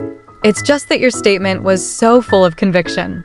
I thought you could see the future, since our vision of the future is so completely different. Unfortunately, I don't have the blessing of foresight, the prince admitted. But if I did, I'm sure my life would have been even more mundane. I would have known that His Majesty would put you in line to the throne. Same for this birthday banquet. Because of you, I was able to set foot in the Southern Banquet Hall. It's more interesting because you can't foresee the future. Or are you too young to understand this? Carnephelia smiled gracefully. Is that so? I'd rather take a peek into the future, so I could make the choice to change it. Do you still find foresight boring, your highness? Someone mumbled. What does that mean? It sounds like the second princess was also blessed. The nanny, clearly irritated, thought, what's all this nonsense? The second princess has no blessing to speak of. I need to shut her up before she spews more lies. She quickly addressed, Your Highness. Carnephelia, surprised, said, Nanny. The nanny bowed and greeted them both. Greetings to His Highness and Her Highness. I'm so happy that you still remember me, Your Highness. But Carnephelia was thinking to herself, she still came crawling back after I gave her the boot. Aloud, she asked, What brings you here? The nanny cut in. Do you remember, Your Highness? I brought the same cake we shared together on your last birthday.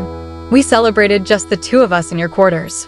There was no lavish birthday banquet filled with the members of high society back then. When we lit the candle on the cake, you cried tears of happiness. I never forgot that moment. So I had to bring it today. The second prince, observing from afar, thought, bringing up the memories of a lonely birthday party during a grand banquet hall prepared by His Majesty? She's just like mother. The nanny continued, You put a big forkful into your mouth and gave me the biggest smile. I couldn't get it out of my mind, so I went and got the exact same cake for your birthday this year. Won't you accept my present, Your Highness? Oh, before I forget, we should make a wish together, too, Carnephelia thought. In the past, I would have shed tears of happiness and jumped into her arms. Unfortunately, that won't be happening this time around. Instead, she simply said, Thank you for the gift, Nanny. Just then, someone declared, All hail the son of the empire. Nanny turned, startled. His Majesty is here, and the mood shifted. Now then, the emperor declared, Shall we get things rolling? The prince's mother thought, I didn't expect His Majesty to attend the birthday banquet. What's gotten into him? That's not important. His Majesty is in the same room with the current and former Empress of Hellsdante. I'm a bit frightened. We can't leave now, I suppose. She greeted him formally, Your Majesty. He chuckled, haha. Are you here to celebrate Carnephelia's birthday? How nice of you. She replied, Yes, Your Majesty. All the princes and princesses chimed in. Greetings to the forever son of the Empire. Carnephelia smiled warmly. I'm honored to have you at my birthday banquet, Your Majesty. But the nanny, watching her closely, thought, this can't be. Why isn't she shaking in fear? She should be scared and trembling, bawling her eyes out. But she looks nonchalant, breezy even, and where did she get that dress? There wasn't much time to prepare for the banquet, so where did she find that beautiful dress? She really looks like the star of the banquet. Her birthday should have passed by quietly like before. How did it end up as a lavish banquet with His Majesty in attendance? The Emperor sneered. Children's banquets are tedious and mundane. Yet you asked me to come here. I didn't think you had the balls to do something like this. I can let you off the hook once, but you'd better have a good reason for calling me out once again. I did as you asked. I hope you'll keep me entertained. The second prince thought, how did she bring Arelletina into this? Now, what will you do next, little sister? You'd better have a good reason for inviting the key members of high society. So, what choice will you make for your future? Carnephelia smiled and addressed the room confidently, Your Majesty. I solemnly swear here and now to pursue what I promised you the last time we met. It's an honor to have all of you present today to celebrate my 8th birthday. A lavish banquet, gifts, and welcoming words. And last but not least, the presence of the son of our empire. I'll wield the power you gave me the best I can, and then some. So please wait and see how it all maps out. The emperor replied, You must be referring to what we discussed the last time we met. Understood. I look forward to what happens next. The second prince's mother watched with rage and thought, what is it about the little twat? He's never shown any kind of affection for my son and daughter. So why is he all smiles with the little by *ch? She began to speak, But Arelletina interrupted, Your Majesty. We're gathered here to celebrate Carnephelia's birthday. You gave her a wonderful birthday banquet. How about a congratulatory speech, Your Majesty? The emperor looked at her and said, You look especially beautiful today. Then he pulled her close and embraced her. Startled, she gasped, Oh, Your Majesty. We're still in the middle of a banquet. The second prince's mother was burning with fury. How dare that? Her son warned her calmly, Mother? You know now's not the time, right? Do try to refrain. The emperor beamed. It's been ages since I was able to enjoy a banquet with my lovely wife. Bring me a glass. Arelletina smiled sweetly. Everything looks delicious. Enjoy the food, Carnephelia. She replied, I will. Then Carnephelia turned her gaze. Nanny? The nanny answered, Yes, Your Highness. Carnephelia said gently, I'd like a slice of the birthday cake you brought me. Surprised, the nanny asked, You do? The second prince observed carefully. What is she trying to do now? Carnephelia chuckled and said, Your Majesty, Nanny brought the same cake she prepared for me on my last birthday. To remember the time we shared, I'd like to have a piece of the cake she brought today. The nanny hesitated but responded, It won't be as delicious as the one the royal chef has prepared for you. But it's your birthday, so do as you see fit. Carnephelia thanked her, Thank you. Then she spoke with grace. Last year, I didn't expect that I would be celebrating my 8th birthday so lavishly. It almost feels like a dream. Once again, I thank everyone here for attending my birthday banquet. May our God's blessing be with all of you. She took a bite of the cake. Arelletina smiled and congratulated her. Congratulations, Carnephelia. But suddenly, Carnephelia began coughing. Arelletina's expression changed to shock. The cake slipped from her hands and fell to the floor. I want to show everyone attending my birthday that we're a force to be reckoned with, Your Highness, Carnephelia said with determination. Feel free to exaggerate your actions. We need to do whatever it takes to show Ironfried's followers that we won't be pushed aside. Arelletina chuckled. Is that why you asked me to treat my husband like I used to? Carnephelia replied, Yes. Please show the world the real moon of the empire. Make it known that you're the rightful empress of Hellsdante. To do so, I'm going to convince father to host my birthday banquet in the southern banquet hall. You can leave this part up to me. All you need to do is trust me and look your best at the party. Arelletina, quietly analyzing her, thought, she has everything mapped out, but doesn't delve into the details. She then said softly, trust you, Carnephelia. Suddenly, blood began to drip from Carnephelia's mouth. Arelletina shouted, Carnephelia. Trua called out, Your Highness. Carnephelia shakily raised her hand and pointed directly at the nanny. Why? Why did you do this, nanny? And just like that, the banquet erupted into chaos. The emperor commanded, seal the banquet hall. The mothers of the princes and princesses were shaken. What is the meaning of this? His Majesty must suspect that the culprit is in the room. What if they decide to poison us too? I'm scared. One woman accused, is this your doing? How dare you do such a thing without permission? Nanny, visibly trembling, insisted, no, it isn't me. I didn't do it. Arelletina wept, holding Carnephelia. No. Wake up, little one. You must open your eyes. A servant approached. Your Highness, it'd be best to return to your quarters. Enraged, Arelletina grit her teeth and shouted, Are you going to sit and watch again? Are you going to let my child die before my eyes again, Your Majesty? Will you turn a blind eye like you did before? The emperor growled, Go fetch the royal physician. Yes, Your Majesty, the servant replied. When the physician arrived, he examined Carnephelia and declared, She's been poisoned by the Carnephelia flower, Your Majesty. The emperor was taken aback. Nobles began to murmur, poisoned on her birthday by the flower she was named after. She's so unlucky. Thus is the life of a cursed princess. Ahem. How can someone be so unlucky? It's the curse. Just take a look at the color of her hair. She should have known her place. She's paying the price for her greed. When will we be able to leave the banquet hall? Lady Pretta, disgusted, whispered, Do you hear them? Those nobles are treating this as if it were a piece of juicy gossip. The life of an 8-year-old child is in danger, and that's all they have to say? How vile. Nasquin reassured her. Don't worry. The emperor will get to the bottom of this. But she asked, What makes you think he will? Nasquin replied, If he doesn't, everyone is going to think he's the one behind it. Upon the request of Her Highness Arelletina, the second princess was moved, not to her own quarters, but to the royal palace for treatment. In the meantime, the emperor ordered everyone to remain inside the banquet hall. Although he had a strong suspicion about who the culprit was, Emperor Curade hesitated in taking action. I hope you know what you were getting yourself into, he said aloud.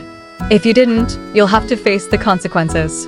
Empress. The Empress panicked. Your Majesty, it wasn't me. This wasn't my doing, he snapped. Why can't you be more meticulous in your actions? You should try to be more like your son. The emperor knew that there would be an uproar if the second princess met her death, like the first prince and princess. However, if he announced that the empress was behind the poisoning, the reputation of the royal family would take a devastating blow. He thought grimly, it's not good either way. Who should I choose to be the scapegoat? Then, Renabella said cheerfully, Rennie is having trouble understanding, Your Majesty. Confused, he asked, What do you mean? She replied innocently, I don't understand why everyone is being so fussy. I know my sister will get better soon. She told me her nanny gives her medicine every single day. That means my sister will be able to recover quickly, doesn't it? The nanny shouted in confusion, Your Highness. Your Majesty, I had nothing to do with this.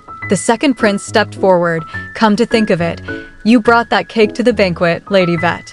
Well, Nanny stammered, I didn't bake it myself. All I did was order it from the AIM pastry shop. My sister collapsed after taking a bite of that cake, he stated coldly. Grab her. Yes, Your Highness, the guards responded. Nanny screamed, It wasn't me. I'm being framed, Your Majesty. Suddenly, a small bottle fell from the nanny's pocket. The second prince asked coldly, How can you deny it when the evidence is right in front of us, Lady Vet? This is obviously a bottle of poison, the emperor said without hesitation, right this minute.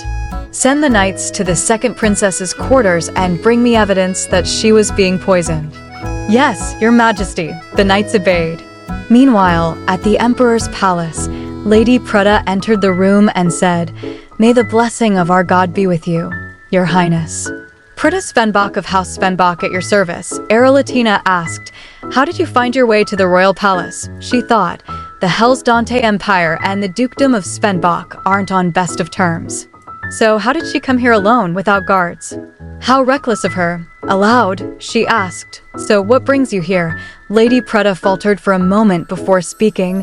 "I wish to offer my services. I can use my divine power to purify the poison in her body." The second princess's quarters were quiet, eerily so. LL rolled a wooden can across the floor, thinking, the room is so white. It feels like a mental institute. Carnephelia's voice echoed in her memory. "When the emperor shows up to the banquet, I want you to go to my quarters, LL. Then burn it down until there's nothing left but ashes." That would be the best birthday present ever. She had flared with unsettling calm. Outside her palace, a commander spotted smoke. "Wait, is that a fire? Get water from the nearby well. We must put the fire out." Another responded immediately, "Yes, sir." The commander narrowed his eyes as he spotted a girl dashing from the palace grounds. "Who goes there?" "That uniform. She's from the Empress's palace." "Stop," he shouted. "You two follow me. The rest of you, focus on putting out the fire." "Yes, sir," came the reply. Meanwhile, LL hid behind a tree, breath shallow. She thought, "Your Highness, I hope you haven't fallen into danger while I've been gone." At that moment, in the Emperor's palace, Arelletina asked, "Divine power?" Lady Pretta calmly replied, "The Hell's Dance received blessings from God, whereas the Svenbachs were given the divine power." Arelletina narrowed her gaze. "Do you know the gravity of your statement just now?" "I'm sure you know that the Empire and the Dukedom aren't on the best of terms," Lady Pretta replied firmly. "The most important thing right now is saving Her Highness the Second Princess's life." "Don't you agree with me, Your Highness?" After a moment, Arelletina relented. "All right, go ahead." Pretta smiled softly. "Thank you for placing your trust in me, Your Highness." She raised her hand and placed it over Carnephelia's head. Arelletina watched, astonished.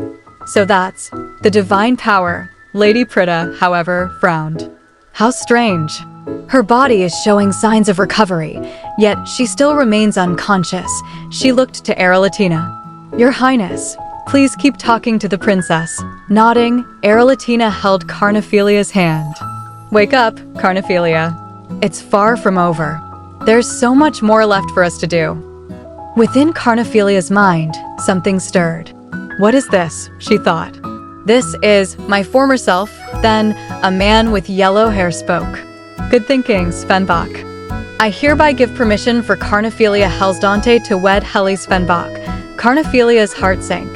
"No, this isn't what I wanted." The man continued, "I'll withdraw the army, like I promised." "Thank you," Helis began, but the man interrupted. "Now that you're a Hellsdante, I must give you some sort of gift." "Oh, I have the most perfect news. At dawn today, I received news that Lady Svenbach, acting head of House Svenbach, passed away. Congratulations, Helis. You're officially the Duke of Svenbach." Carnephelia's eyes widened. "Your Highness," the man smirked, "I expected you to be happier about the news, Carnephelia. It means you'll become the next Duchess of Svenbach. Due to the unfortunate events that took place in the dukedom, we should skip the formalities like a dowry or wedding ceremony." "Very kind of me, wouldn't you agree? But I do wish you'll take good care of my sister. She may be a half-blood, but she's still under my care." Carnephelia gently touched Helis's shoulder. "Helis," he quietly replied, "I'm fine, Your Highness." A butler then stepped forward. His Majesty kindly buried the bones of the former Duke and Duchess of Svenbach within the royal cemetery. We've prepared 100 white flowers for the funeral. Please feel free to place some upon their graves." Carnephelia walked toward the flowers, reaching to pick them up, but Helis blocked her. "I can take care of this. Why don't you give me the flower and go wait in the carriage?" Carnephelia thought, "I'm sad. I'm so sad, but I know my apology isn't enough. These tragic events happened because of me," she whispered. "I'll do that, my lord." Then came the announcement. "Duke Svenbach, you will be under confinement at the family estate for a year. You are prohibited from going out to overlook the dukedom. Her Highness the Second Princess of Hellsdante will be in charge of the dukedom during this time. To show your loyalty to the Empire of Hellsdante, The Dukedom of Svenbach will report its financial earnings to the Empire for the next decade. If Her Highness the Second Princess of Hellsdante is threatened or mistreated in any way during this time, the Empire will hold the Duke accountable. Congratulations on your coronation, Your Majesty. The second prince appeared with a smug smile. If it isn't my lovely sister and her husband. I hope you've been well. From the reports I've received, it seems the two of you hardly spend any time together. I hope things are well between the two of you. Carnephelia stammered, Your Majesty. It's not like that. The nobles began to whisper among themselves. His Majesty has a sharp sense of humor. But it got me wondering myself. It's not easy for them to be affectionate in public. That is true, haha. Look at the expression on His Grace's face. Could it be just nerves? A short kiss would be more than enough. They're a married couple, after all. Someone snapped, Shush. Just shut up, another shouted. Why can't you all just shut up? Carnephelia's thoughts screamed. I took away all the things my husband ever loved. And all I was left with was a shell of the man he used to be. This is all my fault. This happened because I was weak. Then came her declarations, one after another. This is a royal order. The Duke of Svenbach will lead the army and destroy those who dare to covet the Hellsdante Empire. This is a royal order. The Dukedom of Svenbach shall provide funds to save the citizens of Hellsdante who suffer from famine. This is a royal order. Duke Svenbach will lead the overseas delegation and forge trade treaties with neighboring countries. Royal order. Royal order, order, order. She broke. Just kill me instead. You can end my life, but please, set my husband free. The second prince only chuckled. You amuse me to no end, dear sister. Carnephelia trembled. I'll do anything. I'll do everything you want. So please, please leave him alone. I beg you, Your Majesty, he replied. It breaks my heart to see you in tears, dear sister. The Duke must be punished for causing such heartache. Carnephelia's thoughts twisted in agony. No, this isn't what I wanted. If I could only turn back time, I would never bring Helis up to Ride. No, if I could make sure that our paths never cross, then I would make sure to never meet him again. I would just watch him from afar. I would never dream of being by his side, the blessings and the curse of Hellsdante. I don't give a damn anymore. My sins aren't worth forgiving, I know. I'll kill Ride with my own two hands. Then, I'll end the life of the person who caused Helis such pain, myself. Lady Pretta smiled softly, noticing the faint blush on Carnephelia's face. There's color in her cheeks. She'll be waking up any minute now. Arelletina, standing nearby, bowed her head slightly. We're indebted to you, Lady Svenbach. Will you be heading back to the dukedom now? But Lady Pretta shook her head gently. No, I'd like to stay until Her Highness is fully recovered. Arelletina nodded in understanding. I see. Deep in thought, Lady Pretta considered. She wishes to talk to Carnephelia when she gains consciousness. She then said aloud, Well then, please give Her Highness my regards when she wakes up. I hope to visit you again soon. She turned, opened the door, and stepped outside. Nasquin greeted her immediately. Your divine powers were so bright, it lit up the entire room. I was on my toes, she chuckled. You're too funny. I hope you kept watch. Was there anyone suspicious? Nasquin replied. A servant just passed by. I'm not sure whether they recognized me or not, but I don't want to take any chances. All right, let's make haste. Elsewhere, the prince was taken aback. Are you saying Lady Svenbach was at the banquet? A servant bowed and confirmed, Yes, there are witnesses. The prince thought to himself, both Lady Svenbach and I were present at the banquet, yet all eyes were on the second princess? Interesting. The second princess is just a child, yet she managed to capture the attention of the nobles at the banquet. He asked, So where is Lady Svenbach? The servant hesitated. Well, no one has seen her since the banquet. The prince laughed mockingly. Haha, do you think she became lost? But then he pondered, what is Lady Svenbach up to? Where could she be? She would be walking in circles without the help of an insider. She probably has Dargent helping her out. His expression shifted. Did you say Lady Vet is confined in the dungeon? Again he thought.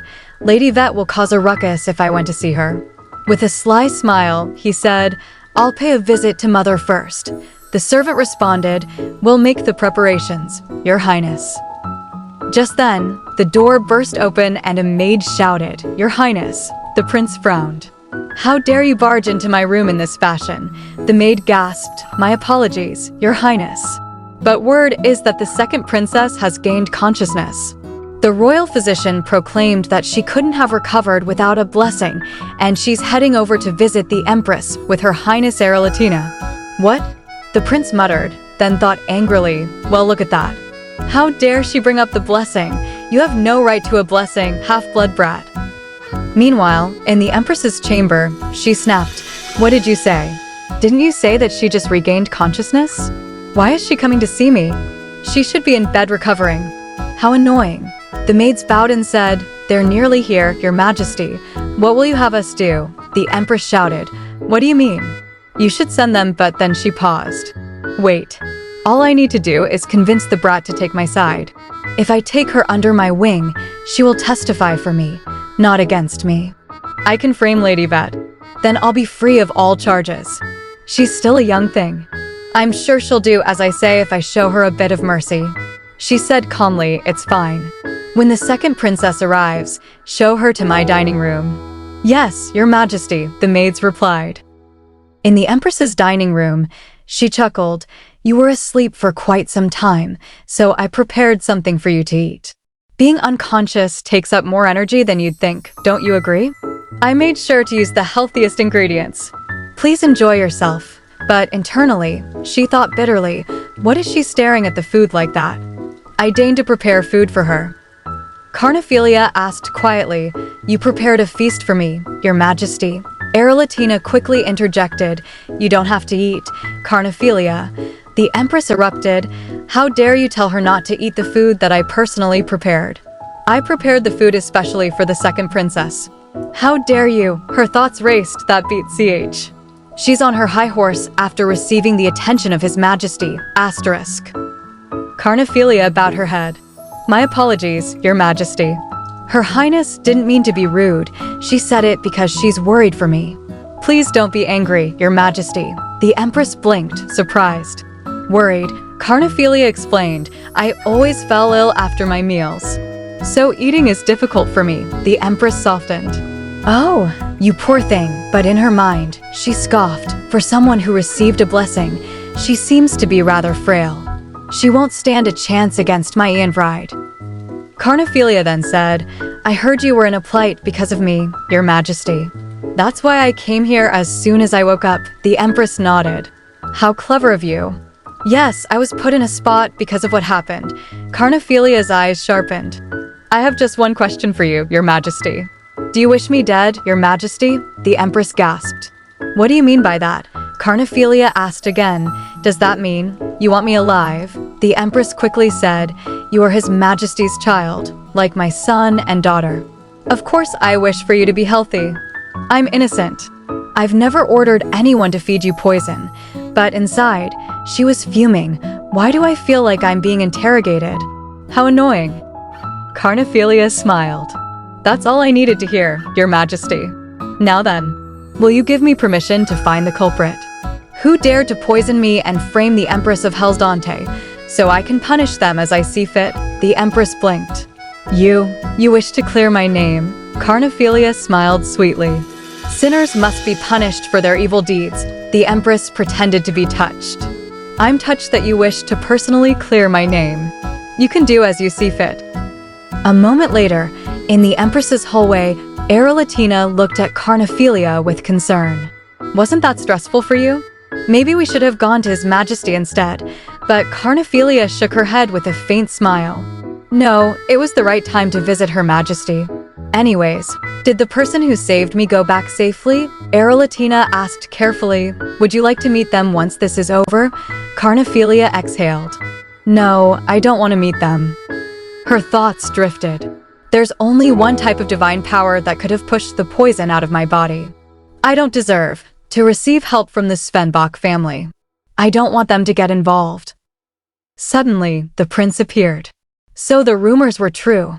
Your cheeks have color, and you seem to be able to walk and talk. And you got enough energy to stare at me with your violet eyes. You're really alive. So, did you manage to meet my mother? The second prince asked casually. Carnephelia gave a faint smile and replied, I needed her permission for something. And I was just on my way to interrogate the culprit. Were you waiting for me? You're too kind. The prince chuckled darkly. Haha, you have some nerve. Who do you think you are? You have no blessing to speak of, so why are you purposely trying to get on my nerves? But Carnephelia remained calm. I don't see why you're so curious. Now that I have the right to ascend the throne, you'll find out soon enough whether I received a blessing or not. Now then, I'll be on my way, big brother. I'm quite busy. See ya. Watching her walk away, the prince's heart began to race.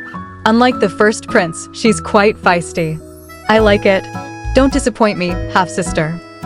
Arelletina, concerned, asked, Are you sure you can manage on your own, Carnephelia? Carnephelia reassured her, I'm fine. Don't worry about me. She made her way to the prison and stood before a cell. Facing the woman inside, she greeted, Hello, nanny. Oh, I nearly forgot. Lady Evelyn Vett. The older woman looked up in shock. Your Highness, Carnephelia smiled, a calm menace behind her words. You look like you've seen a ghost. Are you shocked that I'm alive? The cell is nice and clean.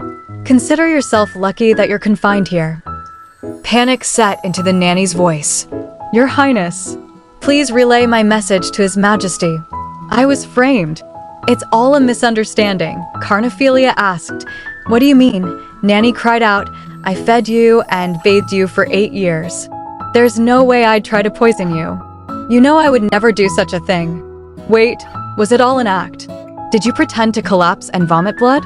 How can you be alive after imbibing poison? Did you pretend to be poisoned? Did you do this to frame me? Who is it? Who told you to put the blame on me? Carnephelia stared at her coldly. You still don't get it, do you? Or are you in denial? Nanny stammered. What? Carnephelia's smile grew sharper. The Carnephelia you know is long gone. Nanny trembled, thinking to herself, she's gone mad.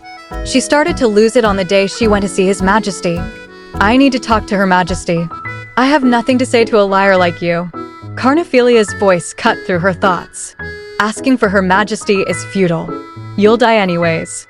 You see, she just gave me permission to do with you as I see fit. Ho dash, Nanny gasped in horror. There's no way Her Majesty would give you permission to kill me. In desperation, she shouted. Her Majesty was the one who ordered me to feed you poison. I'm sure you had no idea. So stop lying to my face. Carnephelia clapped mockingly. Oh, that? Did you think I was clueless? I knew all along that Her Majesty sent an assassin and used you to poison me. And I've known for some time that everyone in the palace had been turning a blind eye. I'm no idiot. Her Majesty gave me permission to kill you because she realized that I knew the truth. She leaned in slightly. Having said that, the question remains. How should I dispose of you? Nanny, nearly defeated, whispered, I only did as I was told. How could I defy the orders of Her Majesty? Carnephelia nodded slowly. I know. I'm sure you had no choice, with your life being on the line. I do understand. That's why I gave you a chance, Nanny. What? Nanny asked, confused. Carnephelia's expression turned grave. You should have run when I relieved you of your duty. That was your chance to make your escape. So why did you return to the palace? You should have made most of your opportunity. I hope you learned your lesson. This is only the beginning. For all the drama you caused, the result is rather disappointing. A voice broke the silence. That's not true. It was worth putting my life on the line. It was the Emperor. Worth it, my ass. It was rather tedious. Anyways, what brings you here? Carnephelia turned to him. I have a favor to ask of you, Your Majesty. The Emperor raised a brow. Your brazenness never fails to amaze me. Speak. What is it that you want from me? She answered, I want you to halt the investigation on the poisoning attempt. He mused. We don't want high society gossiping about Her Majesty, as it would hurt the reputation of the royal family. Carnephelia continued. I gained consciousness and am doing better now. If I keep silent, the gossip will eventually die down. The Emperor warned, that means that some will view you as weak. Carnephelia smiled knowingly. That's exactly what I was hoping for, Your Majesty. Lastly, she added, I'd like you to hand over the evidence you've collected to Her Highness Arelletina. Wait, I thought of another favor to ask of you, haha. Regarding the punishment of Evelyn Vett, I believe cutting off her tongue will be sufficient. The Emperor raised an eyebrow. Don't you want her head on a platter? Carnephelia responded coolly, oh, but I'm also a Hellsdante, father. Death is too easy. It's better to make them suffer for the rest of their lives. I want her to fear me as long as we're both alive. The Emperor let out a laugh. Huh, that does seem like something a Hellsdante would conjure up. Now then, I know this isn't what you came here for. What is it that you really want from me? I'm all ears. So tell me, what else do you wish of me? The Emperor raised an eyebrow. A deal? You dare to propose a deal to the Emperor of Hellsdante? Carnephelia smiled calmly. It's only possible because I know my place. I know you could strip my right to ascend the throne at any given moment. The Emperor scoffed. You're quite the smooth talker, but internally, he was intrigued. Yes, I believe you're capable of going against Ianride. As impudent as you may be. He finally said, I suppose it wouldn't hurt to hear you out. Carnephelia began, well then. I'll start by making sure the Empress isn't blamed for my poisoning. Her reputation will remain intact. The Emperor narrowed his eyes. Is that what you think I want? The Empress's reputation. His voice hardened. The Emperor didn't make Dicella Empress because he loves her. He did it to placate the followers of Ianride. And here lies the fundamental problem of the royal family of Hellsdante. The nobility of Hellsdante have no respect for the royal family. To them, we are pawns they use to ensure they maintain their power. The nobles who pledged allegiance to Curate switched to Ianride after the death of the first prince. To them, the real leader of Hellsdante was Tanvride. And that meant the Emperor is the head of state in name only. Having said that, what Curate Hellsdante wants most? Carnephelia continued, secondly, I plan on getting the Chinaston family back on the political map. Also, I'll bring you a letter of attorney from Marquis Zentiad. The Emperor frowned. I don't know where you heard his name, but I hope you realize how ridiculous you sounded just now. In case you don't know, Zentiad, she interrupted, yes, he's ill and bedridden. I know. I also know he was one of your loyal subjects. The Emperor was silent for a moment. Continue on, Carnephelia said, I'll also collect the stolen money from Marquis Gordonshall and hand it over to you, Your Majesty. The Emperor sighed. Huh, that's enough. I've heard enough of your wishes, Carnephelia.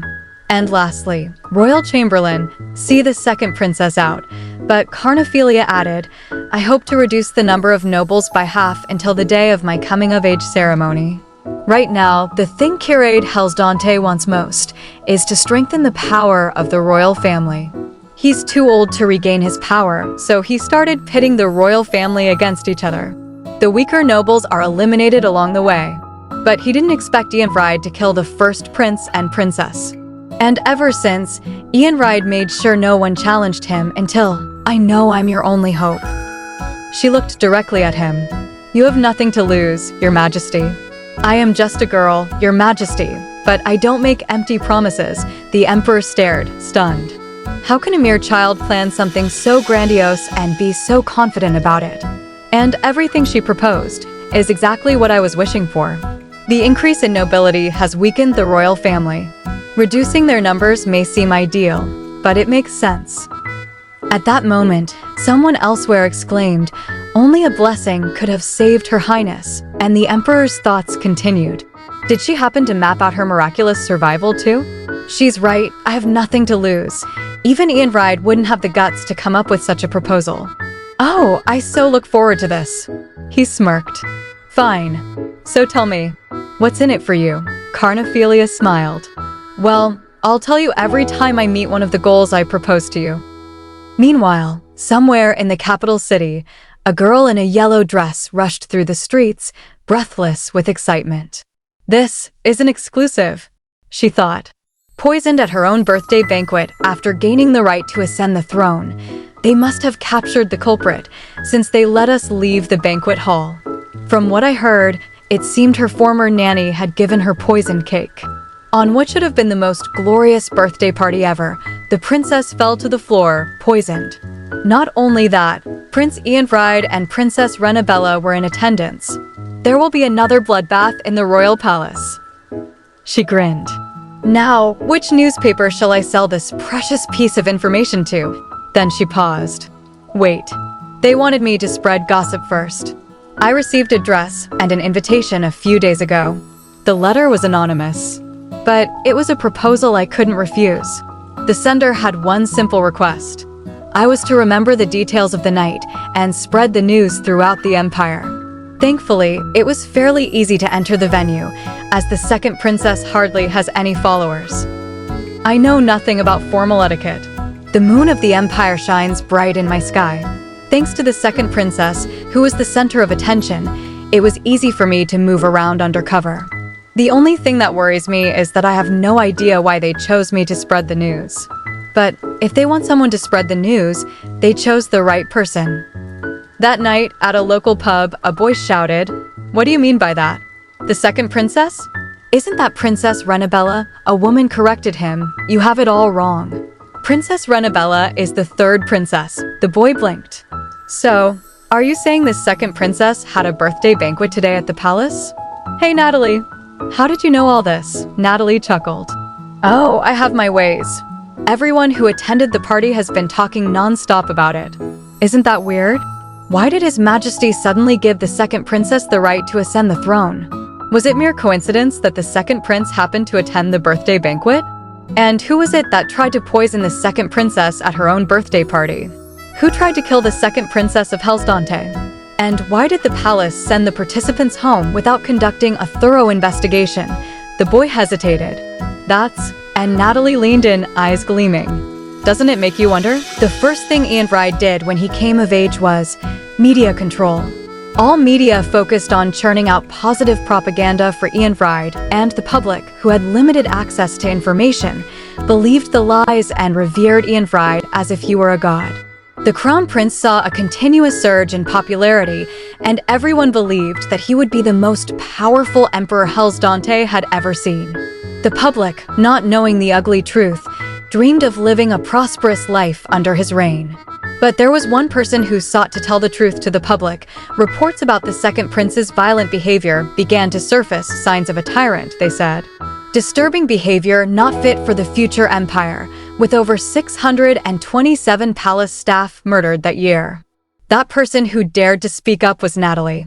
Headlines screamed, "Second princess collapses during banquet. Is the royal family to blame? And Lanfried's behavior is starting to get out of hand. Is he going overboard to protect his right to the throne?" Amidst all the chaos, Natalie was the only person who wrote about Carnephelia in a positive light. Yet more headlines came. His Majesty Ianfried joins forces with Marquis Gordonchal. Possibilities of embezzlement, trying to strengthen his power in an illegal fashion. Ianfried was furious. "Find the person who wrote this and bring them to me," he ordered. "Yes, Your Highness," his servants obeyed. When he finally stood face to face with her, he smirked. "Haha, so it's you. I'm happy to finally meet you. I don't know what made you believe you could get away with writing lies about me," but Natalie smirked right back. "The honor is all mine, Your Majesty. I've been busy thanks to Your Majesty." He cut to the chase, throwing a bag of gold coins at her. "I'll make it worth your while if you write what I ask of you," but Natalie stood firm. "Your deal with Marquis Gordonchal must be worth it. But the public has the right to know the truth. How can you be a just emperor when your reign is based on lies?" Ianfried burst into laughter. "Haha, a just emperor, did you say? Do I look like I'm interested in being just?" In her previous life, Natalie was deemed a traitor and beheaded for defamation and spreading falsities about the royal family. News quickly reached Arelletina. The Empress must be in a panic right now. I'm sure the second prince is busy himself. His Majesty must be feeling a bit troubled. He wanted to keep the details under wraps, yet it's spreading like wildfire. Carnephelia smiled to herself. Her Majesty Arelletina looked rather pleased with the situation. She had been depressed and miserable for years. This little victory seemed to have energized her. News about Evelyn Vet will reach the Empress's ears soon, and that will keep her quiet, Carnephelia said. "Oh, that's right," Arelletina replied. "Anyhow, what do you think of your hair? You're not fully recovered. Don't wear yourself out. Carnephelia promised, I promise. Carnephelia walked toward the Emperor's room with LL. I'm here to see His Royal Majesty, she told the Chamberlain. He's waiting for you, he replied. The doors opened. She stepped in and greeted, greetings to the forever son of our empire. But the Emperor interrupted her, furious. So that was what you wanted to show me? Your little act. Carnephelia smiled sweetly. I have no idea what you're referring to, Your Majesty. No idea? Huh? Are you saying this is all a mere coincidence? Headlines echoed in his mind. Second princess vomits blood at own birthday banquet. Will she be able to beat death and compete with the second prince for the throne? Will there be more bloodshed in the royal palace? And the second princess on brink of death after making her grand debut? Will she recover? Betrayed by one of her own. Is the second princess's nanny behind the poisoning attempt? The Emperor thought bitterly. She made sure the newspapers ran off with the story. There was a reason why Ianfried wanted to kill her in his previous life. Do you have anything to say for yourself? He shouted. Carnephelia remained calm. Your Majesty, I have never set foot outside the palace since my poisoning. Actually, I've never stepped foot outside the palace since I was born. So how would I plan such a thing, as if it were a mere coincidence? Take a good look. Look how malnutrition weakened my body. See the remnants of poisoning on my skin. You'll realize that I am in no condition to sneak away from the palace. What would I gain by releasing those articles, Your Majesty? It portrays me as the subject of people's gossip. Are they going to recognize me? The Emperor looked at her, stunned. You're quite convincing. Get those papers out of my sight. Carnephelia stepped forward. Is death the only way? Death? Are you asking if I'll kill you? The Emperor asked. No, I'm referring to my staff, who are being held in prison, she replied. What, you want to strike a deal for their lives, too? They would make the perfect scapegoats. Please allow me to do with them as I see fit, the Emperor sighed. Fine. Do as you wish. I'm forever grateful, Your Majesty. Now then, if I may take my leave, Your Majesty, he muttered. You only stay long enough to say what you wish. How very annoying. Wouldn't dare. I'll be taking my leave now. As she turned to go, Carnephelia flinched. One last thing, the Emperor said. I have heard the most interesting news. When you were fighting for your life in bed, I hear there was a burst of gold light from your bedroom. What do you know about it? Carnephelia thought fast. I can't get Lady Svenbach or the dukedom involved. I have to make sure he doesn't connect the dots, so she replied, it's the Golden Palace for a reason. It is made entirely of gold. It only makes sense that it would give off a golden glow, the Emperor smirked. Is that so? Understood.